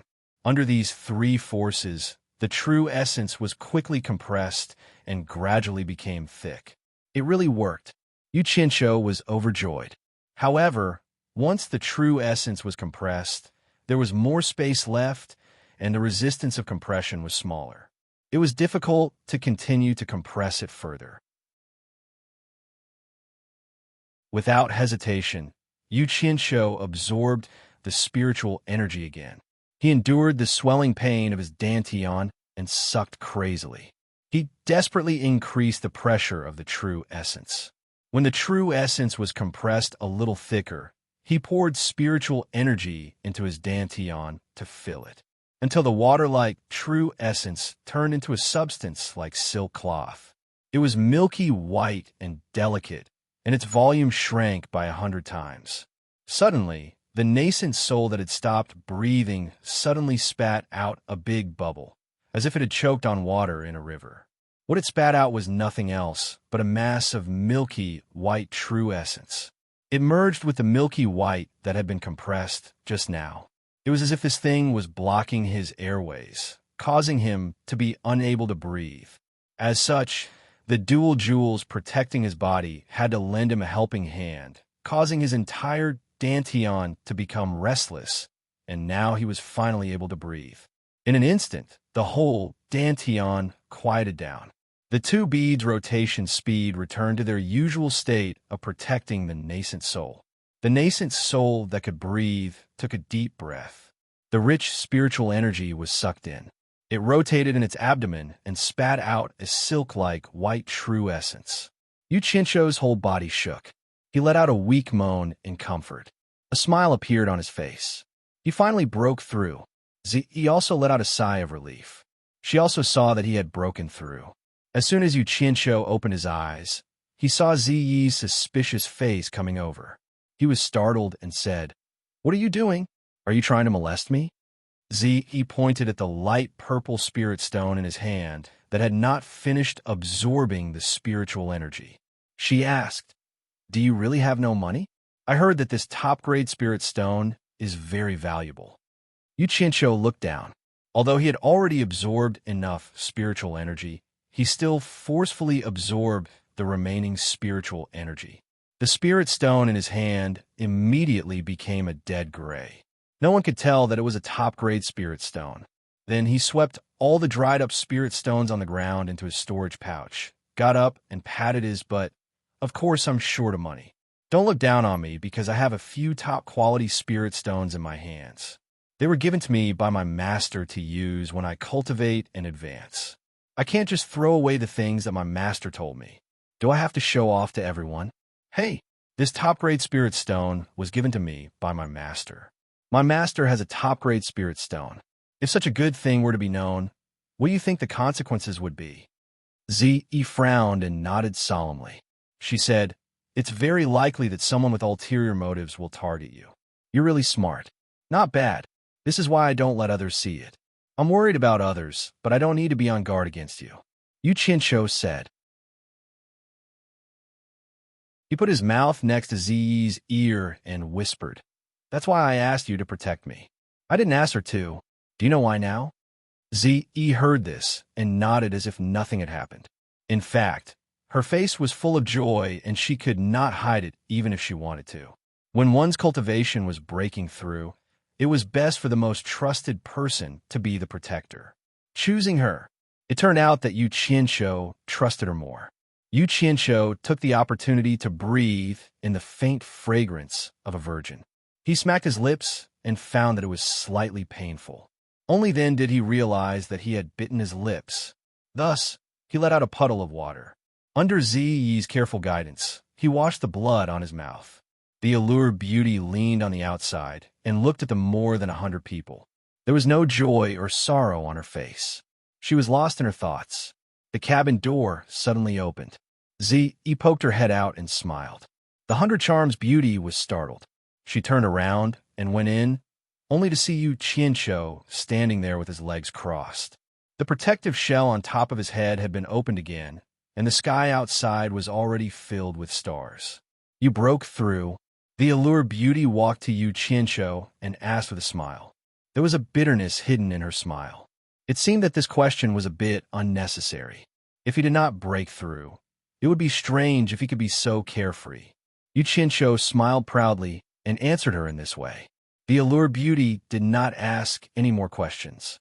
She still had a seductive smile on her face. She casually returned to the bed and continued to curl up in the thick blanket. She suddenly felt that she should have a good sleep. Perhaps her mood would be better tomorrow. The stars in the night sky were so brilliant. They were so deep, beautiful, and enchanting. However, They did not make her open her eyes for a while. She, who had been meditating and resting for many years, actually fell asleep quietly. The next day, the 6 flying artifacts in the sky were the first to bear the light of the rising sun. Lying on the chair, Yu Qianqiu still felt that it was dazzling with his eyes closed. He tilted his head to look. Zi was meditating at the corner of the bed. Her expression was solemn. The blue velvet blanket on the side was half wrapped around a beautiful body. The red muslin had been rolled up at some point, and 2 extremely seductive jade legs were quietly resting on the blanket. The half-rolled-up blue velvet hooked onto the 2 jade legs, making the 2 thighs appear even more white and creamy. The worst thing was that a certain person did not know how to restrain himself when he slept. Although he was wearing underwear, he did not know how to cover his private parts. I have sinned. I have sinned. Sex is emptiness. Emptiness is sex. Yu Qianqiu was speechless. He could only recite the Sex Sutra 10 times in his heart. He turned his head and forced himself to face the dazzling sunlight. He shouted in his heart, "Eyesight, blind my eyes with that stab."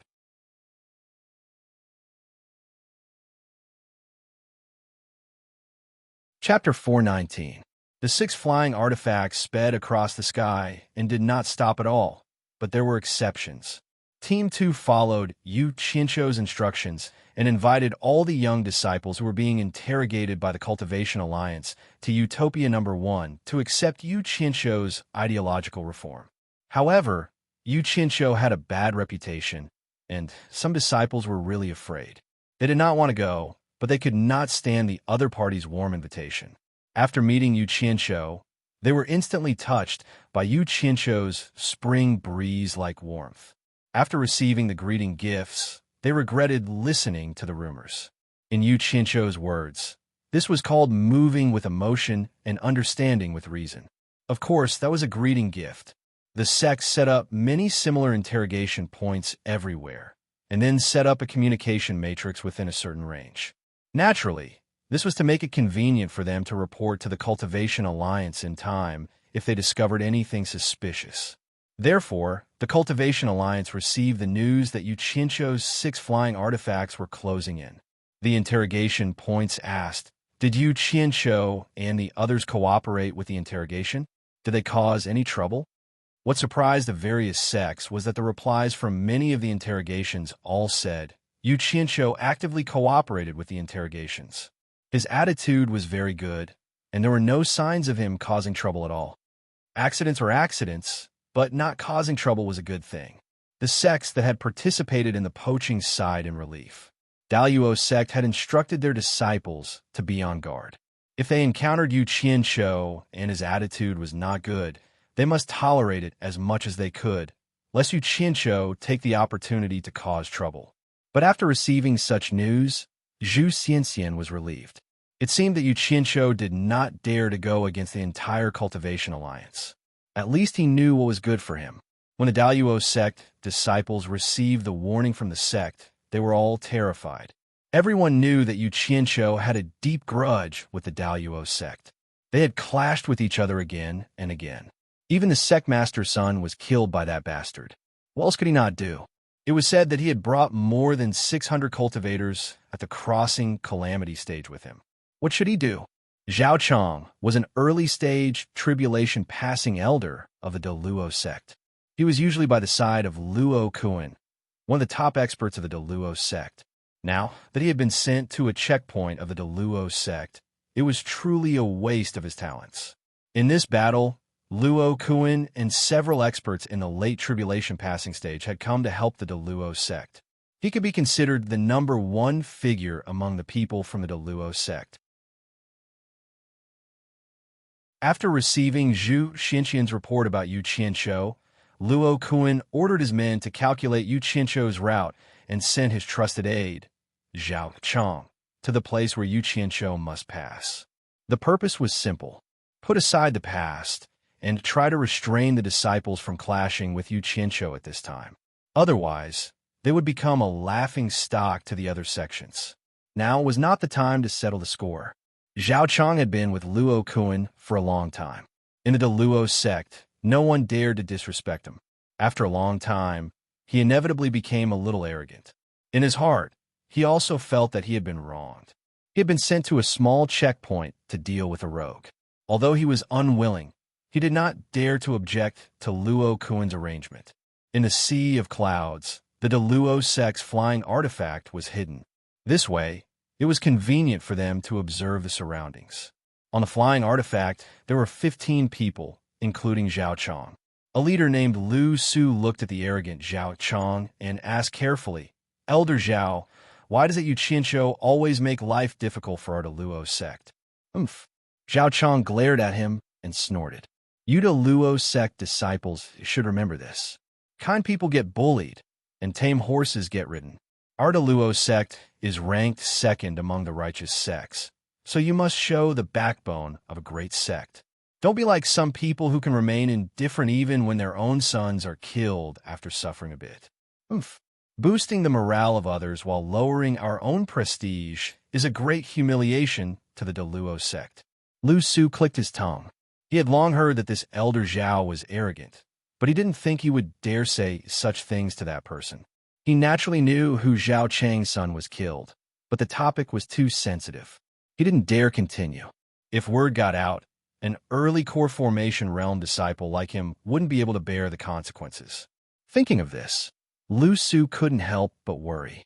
As soon as he received the news from the sect, he was prepared to avoid Yu Qianzhou's flying artifact and hide in the clouds. No matter how much Yu Qianzhou hated the Deluo sect, he couldn't possibly search for them everywhere. Who knew that the front lines would send this guy to restrain them? From his tone, it sounded like he was here to restrain them. He was clearly pushing them into a pit of fire. Sigh, just hide in the Deluo sect and act arrogantly. Why didn't you think about what kind of person Yu Qianzhou was? He didn't care what sect you were from. Even sect master Luo Qingtian, a mid-tribulation passing cultivator, lost an arm in a one-on-one duel. Why did you, an early tribulation passing cultivator, come looking for trouble? Lu Su turned around and exchanged a glance with the people behind him. He could see that everyone had a hint of worry on their faces, and it was clear that they all had the same concerns as him. Lu Su couldn't help but shake his head with a wry smile. He hoped that Elder Zhao didn't want to lose face in front of the disciples and deliberately said something like that. What he feared had come. In the distance, the sound of several flying artifacts piercing through the air could be heard. With a little effort, they could tell that there were 6 flying artifacts, which matched the number of flying artifacts Yu Qianzhou had brought. The expressions of the dozen or so people changed drastically. After looking at each other, they all looked at Elder Zhao. Zhao Chong snorted slightly and steered his flying artifact into the clouds to look into the distance. In the distance, 6 black dots were flying in their direction at high speed and would soon meet them. Zhao Chong directly controlled the flying Dharma artifact to rush out and tyrannically block the path of the 6 flying Dharma artifacts.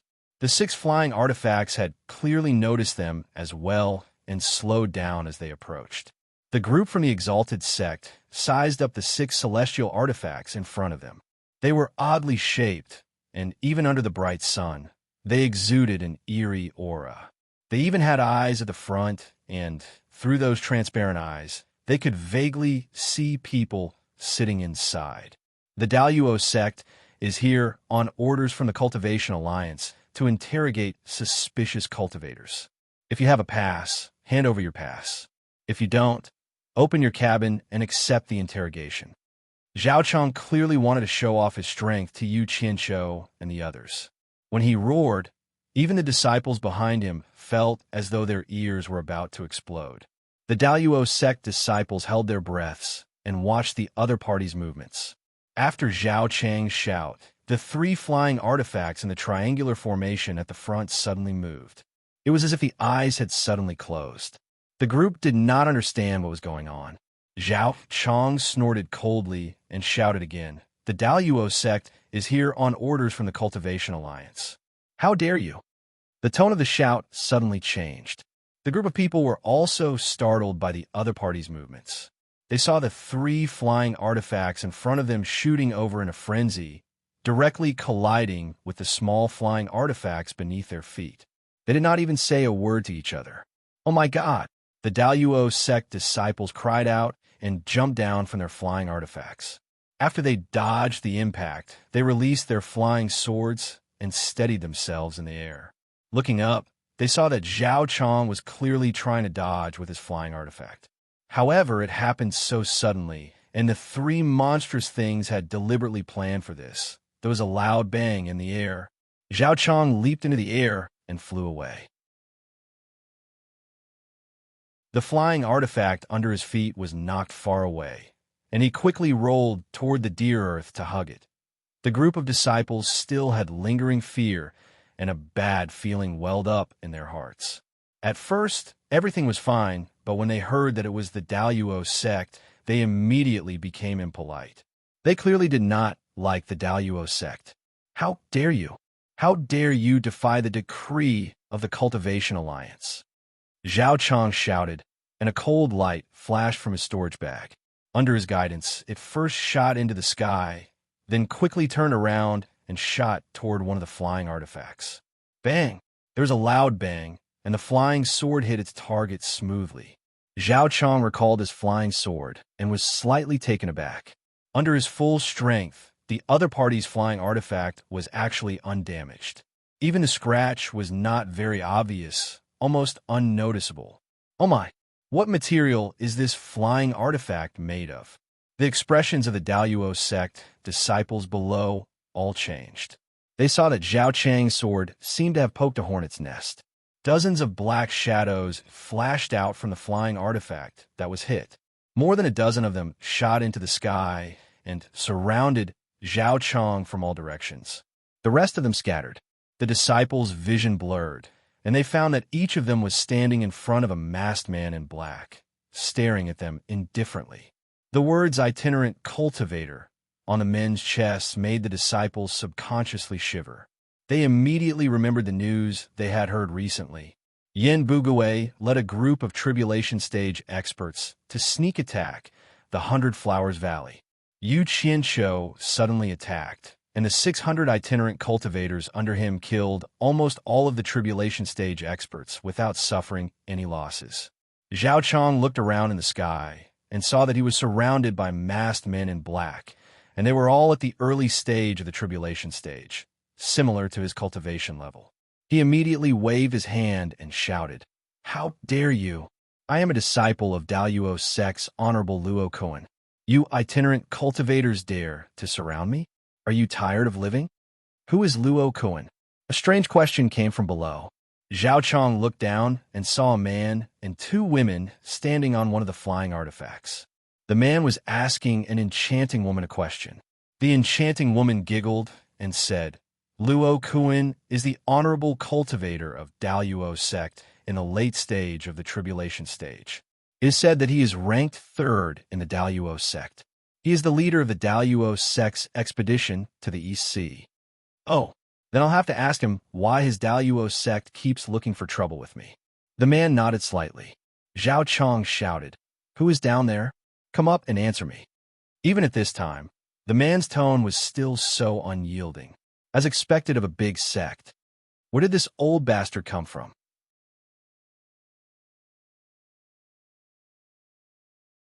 He really doesn't know his place. After the man cursed, he waved his hand and pointed.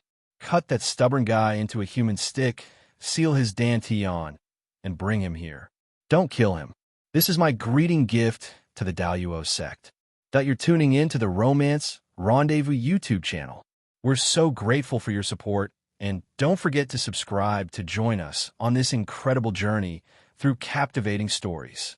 Your generosity through donations truly makes a world of difference, as it's the primary source of revenue that allows me to expand and enhance this channel for you.